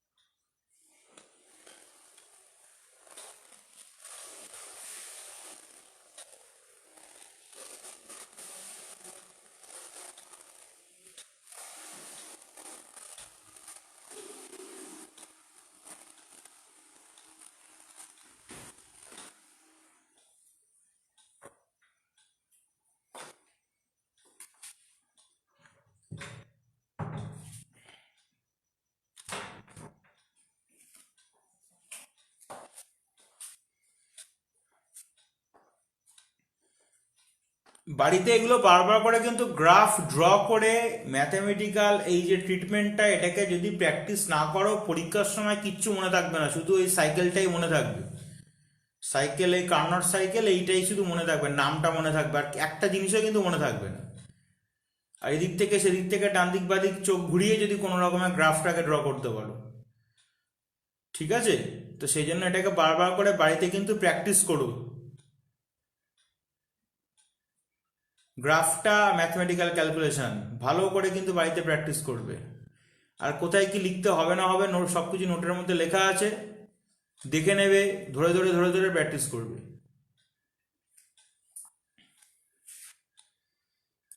ঠিক আছে? আচ্ছা, এবার নেক্সট আমরা যেটাকে নিয়ে ডিসকাস করব সেটা হচ্ছে হিট ইঞ্জিন।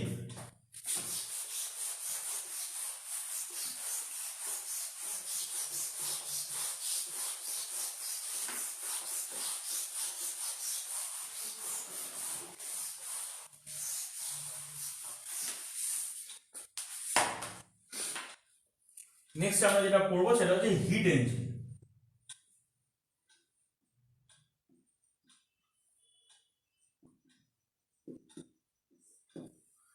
হিট ইঞ্জিনে কিরকম কেস, একটা সোর্স থাকবে,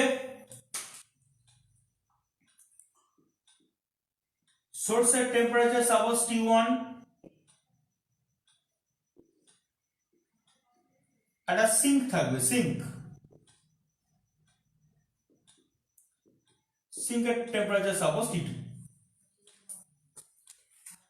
ইঞ্জিনের কাজ হচ্ছে সোর্সের থেকে হিটটাকে এক্সট্রাক্ট করে সিঙ্ককে হিট প্রোভাইড করবে, যেরকম কানভার্ট সাইকেলে দেখি কি করবে, সোর্সের থেকে হিট ও নেবে, আমি এখানে ই দিয়ে লিখলাম, ই ফর এখানে ইঞ্জিন, নিয়ে সিঙ্ককে ও হিট প্রোভাইড করবে। সাপোজ সোর্সের থেকে ও হিট নিচ্ছে Q1 অ্যামাউন্টের হিট নিচ্ছে, আর সিঙ্ককে ও হিট প্রোভাইড করছে Q2। কানভার্ট সাইকেলের সঙ্গে মিল পাবে এটার অনেক, কারণ কানভার্ট সাইকেল অ্যাকচুয়ালি হিট ইঞ্জিন। তাহলে সোর্সের থেকে হিট Q1 হিট নিচ্ছে আর সিঙ্ককে ও Q2 হিট প্রোভাইড করছে। এখানে সোর্সের টেম্পারেচার অবভিয়াসলি সিঙ্কের টেম্পারেচারের থেকে গ্রেটার, তো T1 greater than T2। On the other hand যে হিটটাও সোর্সের থেকে নিচ্ছে মানে Q1, এই Q1 হিটটাও Q2 হিটের থেকে আবার greater, Q1 greater than Q2। ঠিক আছে? So the heat taking out of the source by the engine is greater than the heat provided to the sink by the engine. তো তাহলে পরে দেখো এখানটা এক্সেস হিট থাকছে, Q1 গ্রেটার দ্যান Q2। ধরো এখান থেকে 10 জুল হিট নিয়ে এখানে 8 জুল হিট ওকে প্রোভাইড করেছে, তাহলে বাকি 2 জুল হিট গেল কোথায়, সেটা ওয়ার্ক ডানে কনভার্টেড হয়েছে। একটু আগে দেখলে না ওয়ার্ক ডান আমরা কি পেয়েছিলাম, Q1 মাইনাস Q2, এখানেও ঠিক সেরকম। তাহলে এখানে ওয়ার্ক ডানে কনভার্টেড হয়েছে W is equal to Q1 minus Q2। তো এই হচ্ছে হিট ইঞ্জিনের গল্প। হিট ইঞ্জিনের কি থাকবে না, ওয়ার্কিং এফিসিয়েন্সি থাকবে, সেটা আমরা একটু আগেই দেখলাম, work done by heat intake W by QI। এখানে যেরকম ওয়ার্ক ডান হচ্ছে Q1 মাইনাস Q2 আর হিট ইনটেক হচ্ছে Q1, তো যার জন্য এখানে 1 মাইনাস Q2 বাই Q1, এটা হচ্ছে এর ওয়ার্কিং এফিসিয়েন্সি হিট ইঞ্জিনের। তাহলে হিট ইঞ্জিন কি করছে, it is taking out the heat of the source and giving the heat to the sink but not in the same amount, Q1 greater than Q2, Q1 টা হচ্ছে greater হবে, Q2 হচ্ছে less হবে। এই হচ্ছে ব্যাপার, এটা হিট ইঞ্জিনের কাজ। এর ঠিক উল্টো টাইপের কাজ করে আরেকজন, সে হচ্ছে রেফ্রিজারেটর। থার্মোডাইনামিক্স খুব ইম্পর্ট্যান্ট একটা টপিক কিন্তু, হ্যাঁ দেখো এবার হচ্ছে আমরা পড়ব রেফ্রিজারেটর।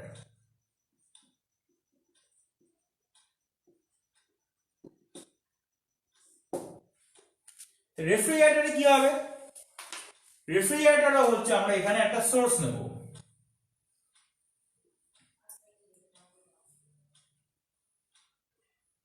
এখানে সোর্স আছে, সোর্সের টেম্পারেচার T1 আর এখানে সিঙ্ক আছে, সিঙ্কের টেম্পারেচার T2। তো রেফ্রিজারেটর কি করবে, রেফ্রিজারেটর উল্টো কাজ করে।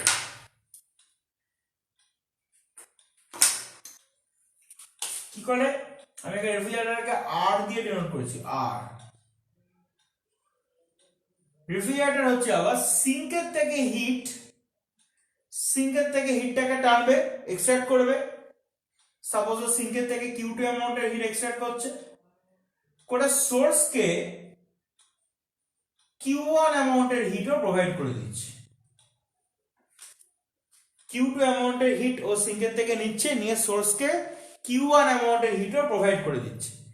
In this case also Q1 greater than Q2, এক্ষেত্রেও কিন্তু Q1 গ্রেটার দ্যান কিন্তু Q2 গ্রেটার দ্যান কিন্তু Q2, আর obviously T1 greater than T2 তো হবেই, সোর্সের টেম্পারেচার তো বেশি হবে। তাহলে এখানে একটা সারপ্রাইজিং ঘটনা ঘটছে, খুব ভালো করে খেয়াল করো। সেটা এখানে কি সারপ্রাইজিং ঘটনা ঘটছে? কম অ্যামাউন্টের হিট নিয়ে ও সিঙ্কের থেকে হিট নিয়েছে, সাপোজ ধরো 10 জুলের হিট নিয়ে রেফ্রিজারেটর কি করছে, রেফ্রিজারেটর সিঙ্কের থেকে ধরো হিট নিয়েছে 10 জুলের, নিয়ে সোর্সকে ধরো 12 জুল হিট ও প্রোভাইড করে দিল। সিঙ্কের থেকে হিট নিয়েছে 10 জুল, নিয়ে 12 জুল হিট হচ্ছে ও সোর্সকে প্রোভাইড করে দিল, মানে পাঠিয়ে দিল। তাহলে এখান থেকে কম হিট নিয়ে বেশি হিট দিয়ে দিচ্ছে।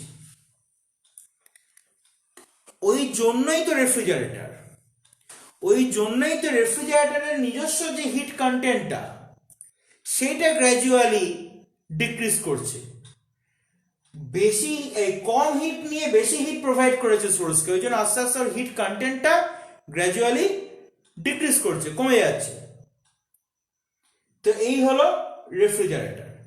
তারপরে এরপরে আরো অনেক গল্প আছে যে তাহলে এটা কি করে সম্ভব, তার কারণ এটা তো তাহলে কনজারভেশন অফ এনার্জির ভায়োলেশন হচ্ছে, energy can not be created, মানে neither be created not be destroyed. তো তাহলে পরে এখানে ওই এনার্জিটাও পাচ্ছে কোত্থেকে, এটা সেটা এই সমস্ত ব্যাপারগুলো আছে, সেগুলোকে নিয়ে আমরা পরে সেকেন্ড মানে এক্ষুনি আমরা ডিসকাস করবো, নেক্সট ফেজেই আমরা ডিসকাস করবো। কিন্তু রেফ্রিজারেটরের ফাংশন হচ্ছে এইরকম। তো রেফ্রিজারেটরে যেটা করে, রেফ্রিজারেটরে যেটা থাকে, রেফ্রিজারেটর হচ্ছে আবার ওয়ার্কিং এফিসিয়েন্সি থাকে, রেফ্রিজারেটরে থাকে কোএফিসিয়েন্ট অফ পারফরম্যান্স, মানে সিওপি, কোএফিসিয়েন্ট অফ পারফরম্যান্স। এগুলো সব দেখবি নোটের মধ্যে আছে, আমি যার জন্য ওয়ার্ডে লিখছি না, এটাকে ফাই অ্যালফাবেট দিয়ে ডিনোট করা হয়। Coefficient of performance, coefficient of performance হচ্ছে এফিসিয়েন্সির উল্টো কেস। কিরকম ব্যাপার না, heat intake divided by work done. ঠিক আছে, heat intake divided by work done, এটা হচ্ছে কোএফিসিয়েন্ট অফ পারফরম্যান্স। সেটা আমরা পরে ডিটেইলস অ্যানালিসিসে পরে আমি যাচ্ছি। তো এটা হচ্ছে ওর কোএফিসিয়েন্ট অফ পারফরম্যান্স।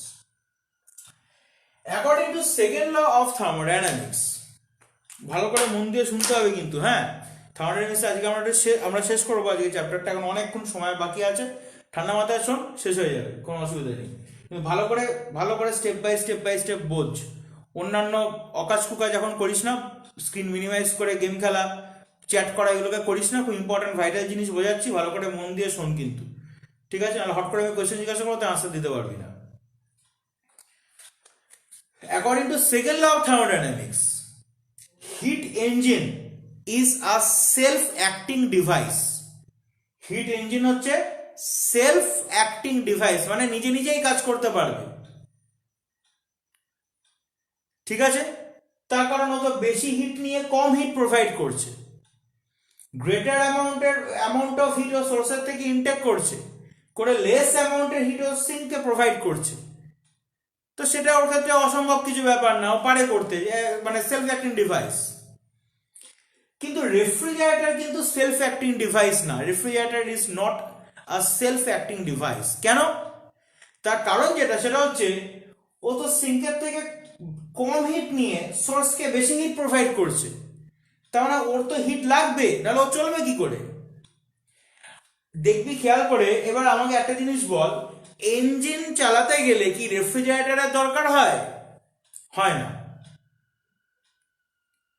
কিন্তু যদি আমি রেফ্রিজারেটর চালাতে চাই, আমাদের প্রত্যেকের বাড়িতে রেফ্রিজারেটর আছে, রেফ্রিজারেটর যদি আমি চালাতে চাই, বা অন্য যে কোনো রকম কুলিং ডিভাইস, রেফ্রিজারেটর হোক বা অন্য যে কোনো রকম এই টাইপের কাজ করে যারা, তো সেরকম ধরনের জিনিস যদি আমি চালাতে চাই, অর্থাৎ আমি রেফ্রিজারেটরের একটা সিম্পলেস্ট এক্সাম্পল দিয়ে আমি বলছি যে যদি আমি রেফ্রিজারেটর যদি আমি চালাতে চাই তাহলে পরে কিন্তু আমার ইঞ্জিনের দরকার আছে। রেফ্রিজারেটর যদি আমি চালাতে চাই তাহলে পরে কিন্তু আমার একটা মোটর মানে একটা ইঞ্জিনের কিন্তু আমার একটা দরকার আছে। কিন্তু মোটর চালাতে গেলে রেফ্রিজারেটরের দরকার হয় এরকম কিন্তু না ব্যাপারটা, ঠিক আছে? ওই জন্য এই হিট ইঞ্জিন হচ্ছে সেলফ অ্যাক্টিং ডিভাইস, কিন্তু রেফ্রিজারেটর কিন্তু সেলফ অ্যাক্টিং ডিভাইস না। কনজারভেশন অফ এনার্জি এখানে কিভাবে ওবেড হচ্ছে সেটাকে বললেই বুঝতে পারবি কিভাবে রেফ্রিজারেটর ফাংশন করছে আর কেন রেফ্রিজারেটর সেলফ অ্যাক্টিং ডিভাইস না। কনজারভেশন অফ এনার্জি এখানে কি করে হচ্ছে ভালো করে দেখ, যেটা প্র্যাকটিক্যালি হয়। এবার আমি তাহলে রেফ্রিজারেটর রান করাবো কি করে, ভালো করে খেয়াল করো। Hit engine and refrigerator working together.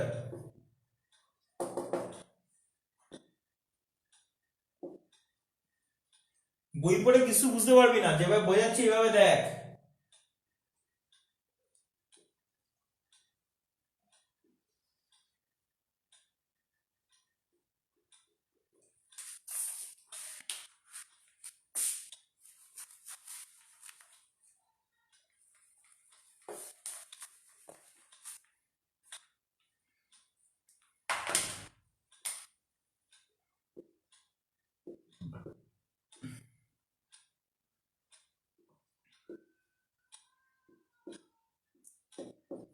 Source temperature T1,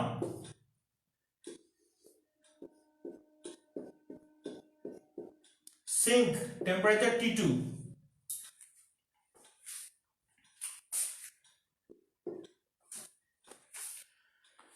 কিভাবে ওরা একসাথে কাজ করছে দেখ। এখানে রেফ্রিজারেটর Q2 অ্যামাউন্টের হিট নিয়ে Q1 অ্যামাউন্টের হিট সোর্সকে দিচ্ছিল, যেখানে Q1 হচ্ছে গ্রেটার, সেখানেই আমাদের একটা ডাউট হচ্ছিল এই কি রে বাবা এইরকম কি সম্ভব যে কম হিট নিয়ে বেশি হিট দিয়ে দেবে। আমি পড়েছি নিজে ক্লাস 5 অবধি, এবার আমি এমএসসি স্টুডেন্টকে কি করে আমি পড়াবো, ব্যাপারটা ঠিক সেরকম লাগছিল দেখে। এবার কি করে সম্ভব হচ্ছে দেখ, ও প্রত্যেকে নোটপত্র জোগাড় করছে, তাহলে বুঝতে পারবি। ইঞ্জিন এই যে কাজ করছো কিভাবে ওকে সাপোর্ট দিচ্ছে দেখ। এই যে W is equal to Q1 minus Q2, এই W is equal to Q1 minus Q2 চলে যাচ্ছে রেফ্রিজারেটরে। W is equal to Q1 minus Q2 যেটা ওয়ার্ক ডান, ইঞ্জিন যে ওয়ার্ক ডানটা করছে সেইটা চলে যাচ্ছে রেফ্রিজারেটরে। এবার এই যে Q2 যাচ্ছে রেফ্রিজারেটরে, যে Q2 হিটটা নিচ্ছে সিঙ্কের থেকে, এই Q2 যেটা ও নিচ্ছে প্লাস যেটা এখান থেকে এসে অ্যাড হচ্ছে, অর্থাৎ Q1 minus Q2, এই দুটোকে যদি আমি সাম করি তাহলে আমি কি পাচ্ছি Q1। এই দুটোকে যদি সাম করি তাহলে আমি পাচ্ছি Q1, সেই Q1 টাই চলে যাচ্ছে সোর্সের কাছে। কিন্তু যদি ইঞ্জিন ব্যাকে যদি না থাকতো তাহলে আবার রেফ্রিজারেটর কাজ করতে পারতো না, রেফ্রিজারেটর কাজ করতে পারতো না। ইঞ্জিন যদি খারাপ হয়ে যায় তাহলে রেফ্রিজারেটর গেল। তাহলে ওই জন্য engine is a self acting device, কিন্তু রেফ্রিজারেটর কিন্তু সেলফ অ্যাক্টিং ডিভাইস না। সেকেন্ড ল অফ থার্মোডাইনামিক্স কি বলছে, বলছে যে it is not possible for a self acting device, ঠিক আছে, মানে এরকম কোনো সময় সম্ভব না। কি সম্ভব না, না সিঙ্কের থেকে হিট নিয়ে ও সোর্সকে হিট প্রোভাইড করবে, এইটা কোনোভাবেই কোনো সেলফ অ্যাক্টিং ডিভাইসের পক্ষে সম্ভব না। সোর্সের থেকে হিট নিয়ে সিঙ্কে প্রোভাইড করা এটা সম্ভব, ইট ইজ পসিবল, যেটা ইঞ্জিন করছে। কিন্তু রেফ্রিজারেটর যে কাজটা করছে মানে it is taking out the heat of the sink and providing the heat to the source in the greater amount. It is not possible. It is not possible for any kind of self-acting device. So refrigerator can never be a self-acting device. It must be backed by the engine. তাহলে engine ওকে এইভাবে help করছে। এটাই হচ্ছে hit engine and refrigerator working together. ইলেকট্রোলাক্স বলে একটা company ছিল, আছে এখনো, তো ওরা এই ব্যাপারটা নিয়ে ওদের আরডি টিম মানে রিসার্চ অ্যান্ড ডেভেলপমেন্টের যে টিম থাকে, তো এই আরডি টিম হচ্ছে অনেক বেশি অ্যাক্টিভ ছিল। তো ওরা এই ব্যাপারটাকে নিয়ে অনেক বেশি চর্চা করেছিল, অনেক অনেক ভালো ভালো অত্যাধুনিক ফ্রিজ বা কিছু এই জিনিসগুলো আর কি ওটা তৈরি করতে পেরেছিল। তারপর সেখান থেকে বিভিন্ন রকম ভাবে আর কি অন্যান্য কোম্পানি যেগুলো এখন কেভিনেটার, গোদরেজ, যেটা সেটা, তারাও তো এখন খুব ভালোই পারে করতে, ফ্রিজ টিজ তৈরি করতে। বাট পায়োনিয়ার যদি তুমি বলো তাহলে পরে হচ্ছে ইলেকট্রোলাক্স। এই হচ্ছে ব্যাপার। এগুলো পরবর্তীকালে যখন বিটেক পড়বি তখন জানতে পারবি জিনিসগুলো। তো যাই হোক, এখন তাহলে এই যে বিষয়টা যেটা দাঁড়ালো, এই হিট ইঞ্জিন আর রেফ্রিজারেটর কিভাবে একসাথে কাজ করে সেইটা, আর আমি এখানে ছোট্ট একটুখানি ম্যাথমেটিক্যাল পার্ট একটুখানি আছে একটু বলে দিই, তাহলে আর কোনো কিছু আর বাকি থাকবে না। তাহলে কিউআই হিট ইনটেক, রেফ্রিজারেটর তাহলে কতটা হিট ইনটেক করছে না Q2, রেফ্রিজারেটর কিন্তু Q2 অ্যামাউন্টের হিট ইনটেক করছে। আর ওয়ার্ক ডানটা কত হয়েছে, ওয়ার্ক ডান এই যে ওকে যে ওয়ার্ক ডানটা দিয়েছে, এখানে যেরকম ইঞ্জিন ওয়ার্ক ডান করেছে, এখানে রেফ্রিজারেটর তার ওয়ার্ক ডান করতে পারবে না, ওকে ওয়ার্ক ডান প্রোভাইড করা হবে। তাহলে ওয়ার্ক ডান ওকে কতটা দেওয়া হয়েছে না Q1 minus Q1 minus Q2। এই হচ্ছে ঘটনা। ঠিক আছে, এবার তোমার যদি মনে হয়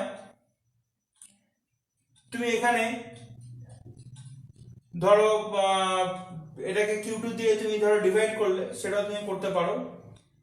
Q1 বাই, অথবা উপর নিচে Q1 দিয়ে ডিভাইড করলে কাজটা করার জন্য Q2 বাই Q1, আর এখানে 1 মাইনাস Q2 বাই Q1 এরকম করলে, এবার Q2 বাই Q1 মানে দেখো 1 মাইনাস ইটা, আর 1 মাইনাস Q2 বাই Q1 মানে ইটা। তাহলে এই যে রিলেশনটা আমরা আবার পেলাম এখানে, এই যে রিলেশনটা আমরা আবার এখানে পেলাম, মানে phi মানে কোএফিসিয়েন্ট অফ পারফরম্যান্স আর efficiency, working efficiency of the engine, এটা আবার আমাদের খুব একটা ইম্পর্টেন্ট রিলেশন। এটা হচ্ছে coefficient of performance of the heat engine, coefficient of performance of the refrigerator, আর এটা হচ্ছে working efficiency of the engine. তো তাদের মধ্যে রিলেশন হচ্ছে phi is equal to 1 minus eta by eta. এটা দেখি তোর যে নোটটা দিয়েছি তার মধ্যে লেখা আছে, কোনো চিন্তা নেই। তাহলে এবার আমাকে বল, এই যে হিট ইঞ্জিন আলাদা করে, হিট ইঞ্জিন আলাদা করে রেফ্রিজারেটর, আর তারা কিভাবে একসাথে কাজ করছে, এই ঘটনাটা কেন রেফ্রিজারেটরকে আমি সেলফ অ্যাক্টিং ডিভাইস বলতে পারছি না, আর কেন hit engine self acting device, তার সঙ্গে সঙ্গে এই যে রিলেশনগুলো, এই ব্যাপারগুলো বুঝেছো কি বোঝনি, আন্ডারস্টুড আর নট, আমাকে লিখে জানাও। তারপর একটা সুন্দর টপিক আমরা পড়বো এটার পরে, ওটাই হচ্ছে আমাদের এই চ্যাপ্টারের লাস্ট টপিক, খুব ভালো লাগবে, আমাকে লিখে জানাও, তারপর আমি বোঝাচ্ছি।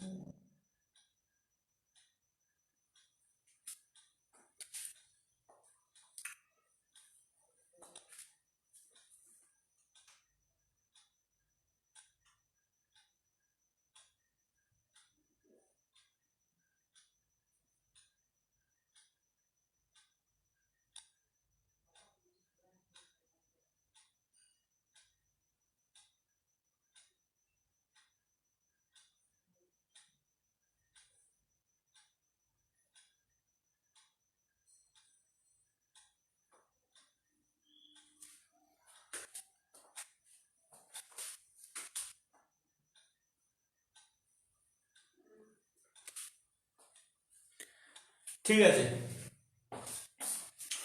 Thanks for your cooperation and support.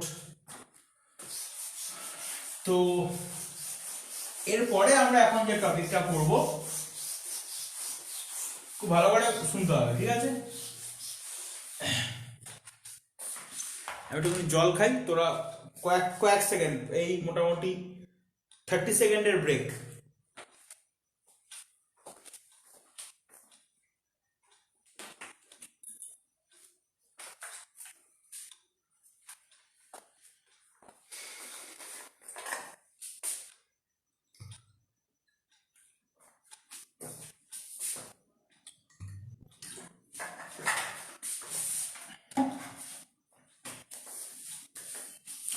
এখন আমরা যে টপিকটা পড়বো সেটা হচ্ছে খুব ইন্টারেস্টিং টপিক, হচ্ছে এনট্রপি।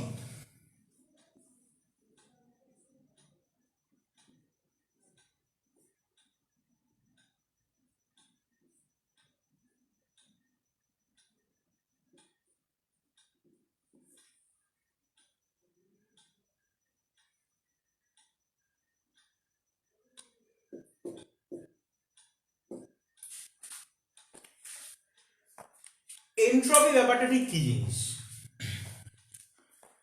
এনট্রপি ব্যাপারটা ঠিক কিরকম?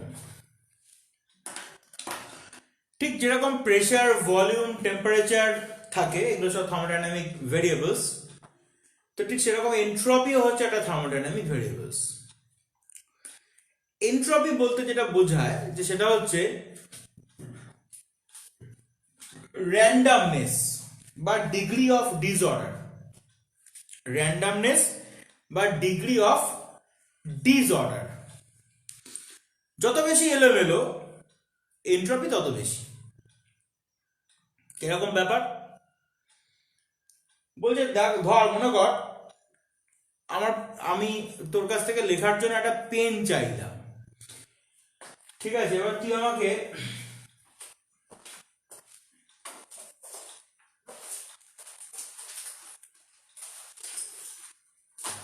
ধর আমি তোর কাছ থেকে লেখার জন্য একটা পেন চাইলাম, বললাম যে আমি যে পেনটা এনেছি ওটা কালি পড়ছে না, একটা পেন দিবি? তো তুই আমাকে একটা পেন দিবি। এবার এই পেনটা নিয়ে লেখা টেখার পরে আমি তোকে পেনটা ফেরত দেওয়ার সময় এইভাবে ফেরত দিচ্ছি, দেখ ভালো করে গিয়ে ফেরত দিচ্ছি। এইটা খুললাম, এইটা খুলেছি, রিফিলটা রয়েছে, এরকম ভাবে আলাদা করে একদম প্রতিটা পার্ট, যেরকম পার্টস অফ স্পিচে প্রতিটা পার্ট আলাদা থাকে, ঠিক সেরকম ভাবে প্রতিটা পার্ট আলাদা করে তোকে ফেরত দিল, ঠিক আছে? এরকম আলাদা করে তোকে ফেরত দিয়েছি। এবার স্বাভাবিকভাবে তুই রাগে গজগজ করতে করতে পেনটাকে আবার অ্যাসেম্বল করছিস, স্বাভাবিক আমাকে দিয়েছিস লিখতে, আমি একটু উপকার নিলাম, নেওয়ার পরে তারপর আবার পেনটাকে এরকম সব খুলে তারপর তোকে ফেরত দিয়েছি। তো অবভিয়াসলি তার মানে তোকে আবার পেনটাকে লেখার মতো সিচুয়েশন আনার জন্য তোকে আবার রিঅ্যারেঞ্জ করতে হবে। তো রিঅ্যারেঞ্জ করতে হবে মানে তার মানে তোকে কি করতে হলো বলতো? তোকে করতে হলো ওয়ার্ক ডান। কেন ওয়ার্ক ডান করতে হয়েছে? তার কারণ আমি ডিসঅর্ডার তৈরি করে দিয়েছিলাম। তাহলে ওয়ার্ক ডান করে কোন জিনিসটাকে কমাতে হলো? না, ডিসঅর্ডারকে কমাতে হলো। স্যারকে পেন দিয়েছিলাম লেখার জন্য, স্যার অর্ডারটাকে অর্ডারলি অ্যারেঞ্জ ছিল, পেনটা এখানে এখানে এখানে ঢাকনা খোলা সবকিছু হচ্ছে, রিফিল, এগুলো সবকিছু অর্ডারলি অ্যারেঞ্জ ছিল। তো স্যারকে দিয়েছি, স্যার লেখার পরে হচ্ছে এগুলোকে ডিসঅর্ডার তৈরি করে আমাকে ফেরত দিয়েছে। তার মানে সেই ডিসঅর্ডারটাকে আমাকে আবার অর্ডারলি অ্যারেঞ্জ করতে হচ্ছে, রিঅ্যারেঞ্জ করতে হচ্ছে। তো তার মানে আমাকে আবার ওয়ার্ক ডান করতে হচ্ছে, মানে তোকে আবার ওয়ার্ক ডান করতে হচ্ছে। তো ওয়ার্ক ডানটা করতে হচ্ছে কেন? না, এই যে আমি ডিসঅর্ডারটা তৈরি করেছিলাম সেইটাকে কম্পেনসেট করার জন্য, সেই ডিসঅর্ডারটাকে নিউট্রালাইজ করার জন্য তোকে আবার ওয়ার্ক ডান করতে হচ্ছে। এই ডিসঅর্ডারটাকে নিউট্রালাইজ করার জন্য এই যে ওয়ার্ক ডান করতে হচ্ছে। এবার ডিসঅর্ডার, আমি একটা ইকুয়েশনে ডিসঅর্ডার লিখবো কি করে? আমি একটা ইকুয়েশন লিখছি। ফিজিক্সে তো আমার ফিজিক্সের যে ল্যাঙ্গুয়েজটা সেটা তো ম্যাথমেটিক্স। এবার ম্যাথমেটিক্যালি যখন আমাকে কোনো কিছু এক্সপ্রেস করতে হবে, এবার একটা জিনিস লিখতে লিখতে pressure, volume, temperature, disorder, enthalpy, এইভাবে আমি লিখছি। গিভস ফ্রি এনার্জি, এরকম লিখছি। শুনতে কেমন লাগবে, দেখতে কেমন লাগবে, ওই জিনিসটাকে নিয়ে আমি কি করবো, মানে কিভাবে হ্যান্ডেলিং করবো? এই ডিগ্রি অফ ডিসঅর্ডারকে সায়েন্টিস্টরা তখন নাম দিলেন, এটা হচ্ছে এনট্রপি। যত ডিগ্রি অফ ডিসঅর্ডার বেশি থাকবে এনট্রপি তত বেশি থাকবে। একটা এক্সাম্পল দিচ্ছি। যদি এমন কোনো প্রসেস হয় যে যেখানে যে প্রসেসটা রিভার্সিবল প্রসেস,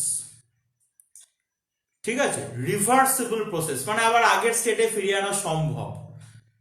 যেমন পেনের ব্যাপারটা বললাম, এটা রিভার্সিবল প্রসেস, তুই আবার খুলে টুলে লাগিয়ে টাকিয়ে আবার নিজের মতো করে নিয়েছিস আগে যেরকম ছিল।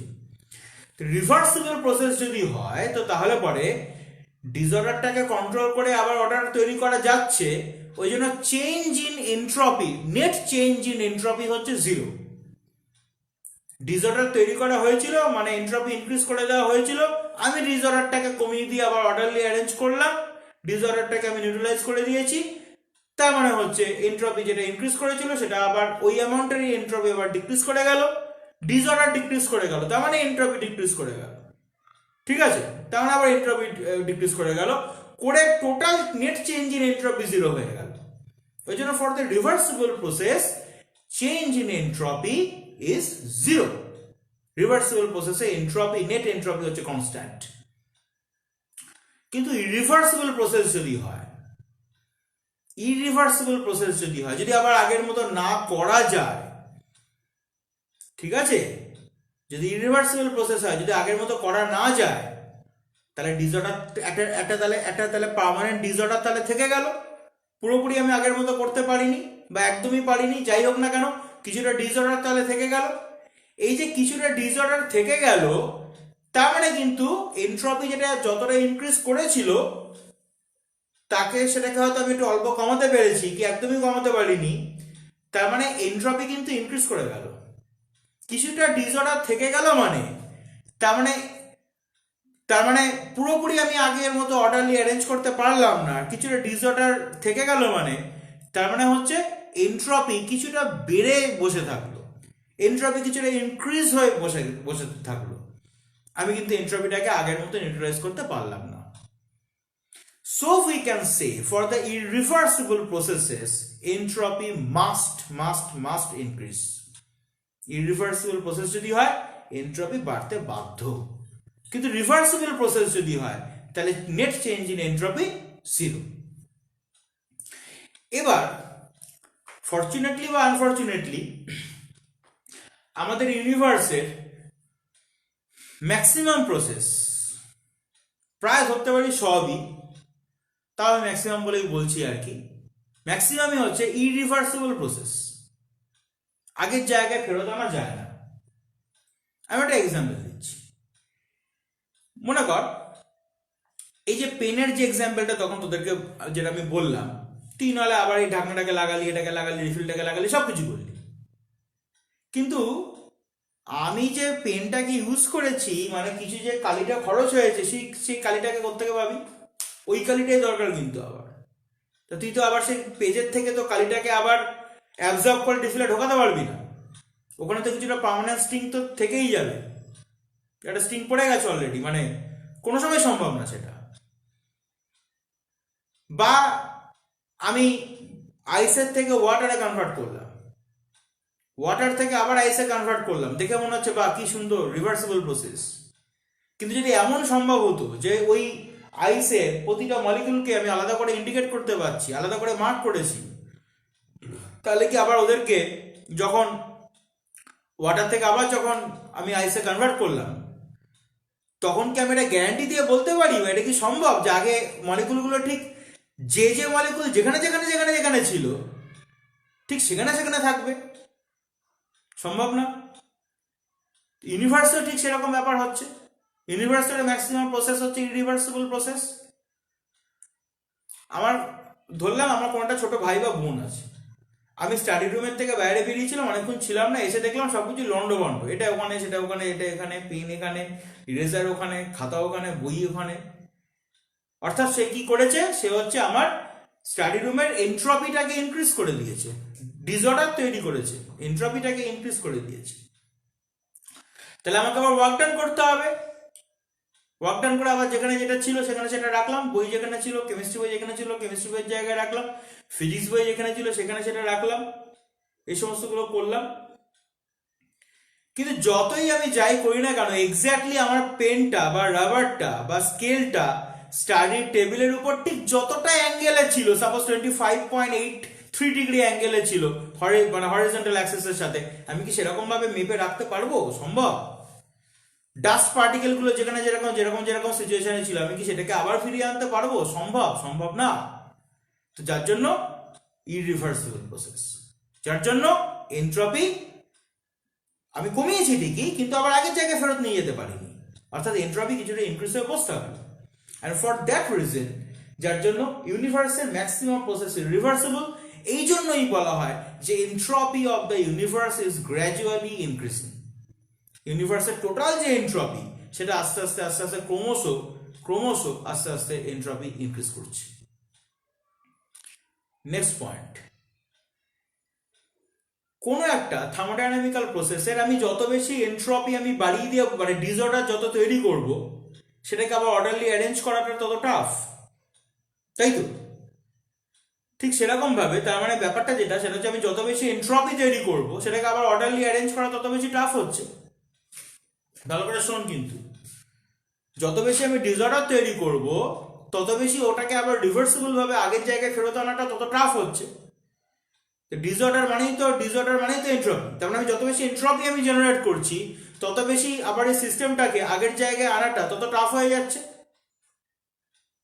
তার মানে থার্মোডাইনামিক্যাল প্রসেসের এন্ট্রপি যত ইনক্রিজ করছে সেটাকে আগের জায়গায় আনাটা আবার তত টাফ হয়ে যাচ্ছে, মানে প্রসেসটাকে রান করানোটা তত টাফ হয়ে যাচ্ছে। এরকম ধরনের ব্যাপার কোথায় দেখেছিলাম? এরকম ধরনের ব্যাপার দেখেছিলাম নিউটনস লতে, যেখানে মাস যার যত বেশি তাকে ঠেলে সরানো তত টাফ, বা তাকে থামানো তত tough. To make it moving or to make it stop, সেটা অনেক বেশি টাফ যদি মাস বেশি হয়। তো আমরা সেখানে বলেছিলাম যে mass is the measure of inertia. তো তাহলে লিনিয়ার মোশনে মাস ইনার্শিয়ার রোলটা প্লে করছে, প্রসেসটাকে টাফ করে দিচ্ছে, সরানো বা থামানো এই প্রসেসগুলোকে টাফ করে দিচ্ছে। ঠিক সেরকম যখন আমরা সার্কুলার মোশন যখন আমরা পড়লাম তখন আবার সেখানে আমরা দেখলাম সার্কুলার মোশন পড়ার সময় যে সেখানে হচ্ছে মোমেন্ট অফ ইনার্শিয়া ওই সেম রোলটা প্লে করছে। সেখানে আবার মাস শুধু না, সেখানে আবার রেডিয়াস ইনভলভড, অ্যাক্সিসের থেকে ডিস্টেন্স সেটা ইনভলভড। তাহলে মোমেন্ট অফ ইনার্শিয়া হচ্ছে আবার সার্কুলার মোশনে ওই মাসের মতো রোল প্লে করছে। দেখেছিলাম আমরা সেটা সার্কুলার মোশন চ্যাপ্টার পড়ার সময়। ঠিক সেম টাইপের রোল প্লে করছে এন্ট্রপি। কোথায়? না থার্মোডাইনামিক্সে। এন্ট্রপি যত বেশি হবে, যত বেশি ডিসঅর্ডার হবে, তত বেশি প্রসেসটাকে রান করিয়ে আগের জায়গায় ফেরত আনাটা তত বেশি টাফ হচ্ছে। ঠিক আছে? তাহলে the role of mass in the linear motion or the role of moment of inertia in the angular motion is the same as that of the entropy played in the thermodynamic process. The role of mass in the linear motion is the same as that of moment of inertia in the circular motion, is the same as that of entropy in the thermodynamics. ওই জন্য এন্ট্রপিকে কি বলছে? একটা সুন্দর term আছে, thermal inertia. And for that reason the entropy is also named as the thermal inertia. Thermal inertia thermodynamics এর মধ্যে আছে, ওই জন্য থার্মাল ইনার্শিয়া।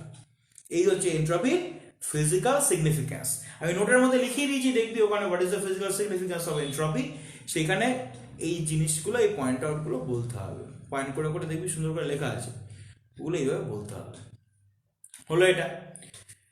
এবারে এন্ট্রপিকে আমরা ম্যাথমেটিক্যালি কিভাবে, আচ্ছা আগে বলতে দেখি ফিজিক্যাল সিগনিফিক্যান্সটা বুঝেছিস কিনা, যেটা এতক্ষণ ধরে বোঝালাম এটা বুঝেছিস কিনা বল। তারপর ম্যাথমেটিক্যাল রিপ্রেজেন্টেশন আছে, 2 মিনিট লাগবে বোঝাতে, বুঝে যাবি। আগে বল এইটুকুনি বুঝেছিস কিনা, কমেন্ট বক্সে লেখ।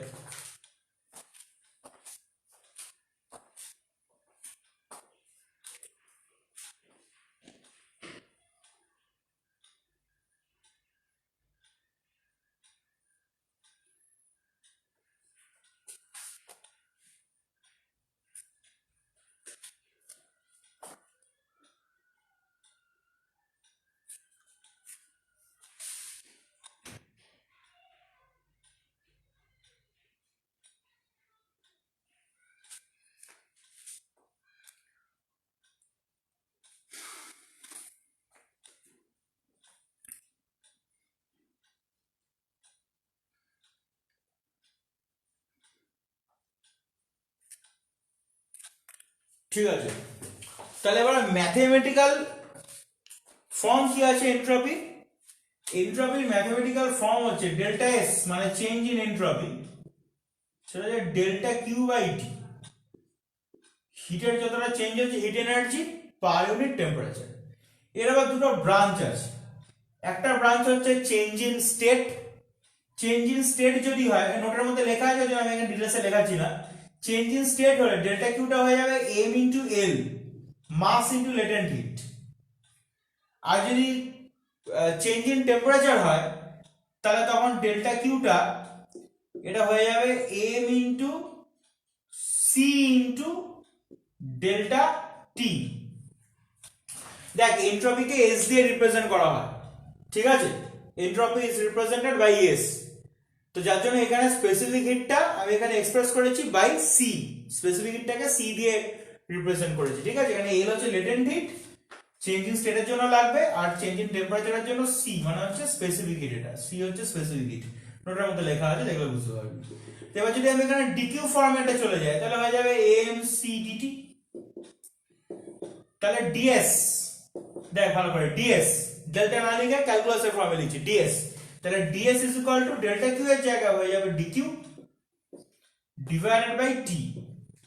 ডিকিউ মানে আবার কি আছে, এম আছে, সি আছে, ডিটি আছে, M C DT by T.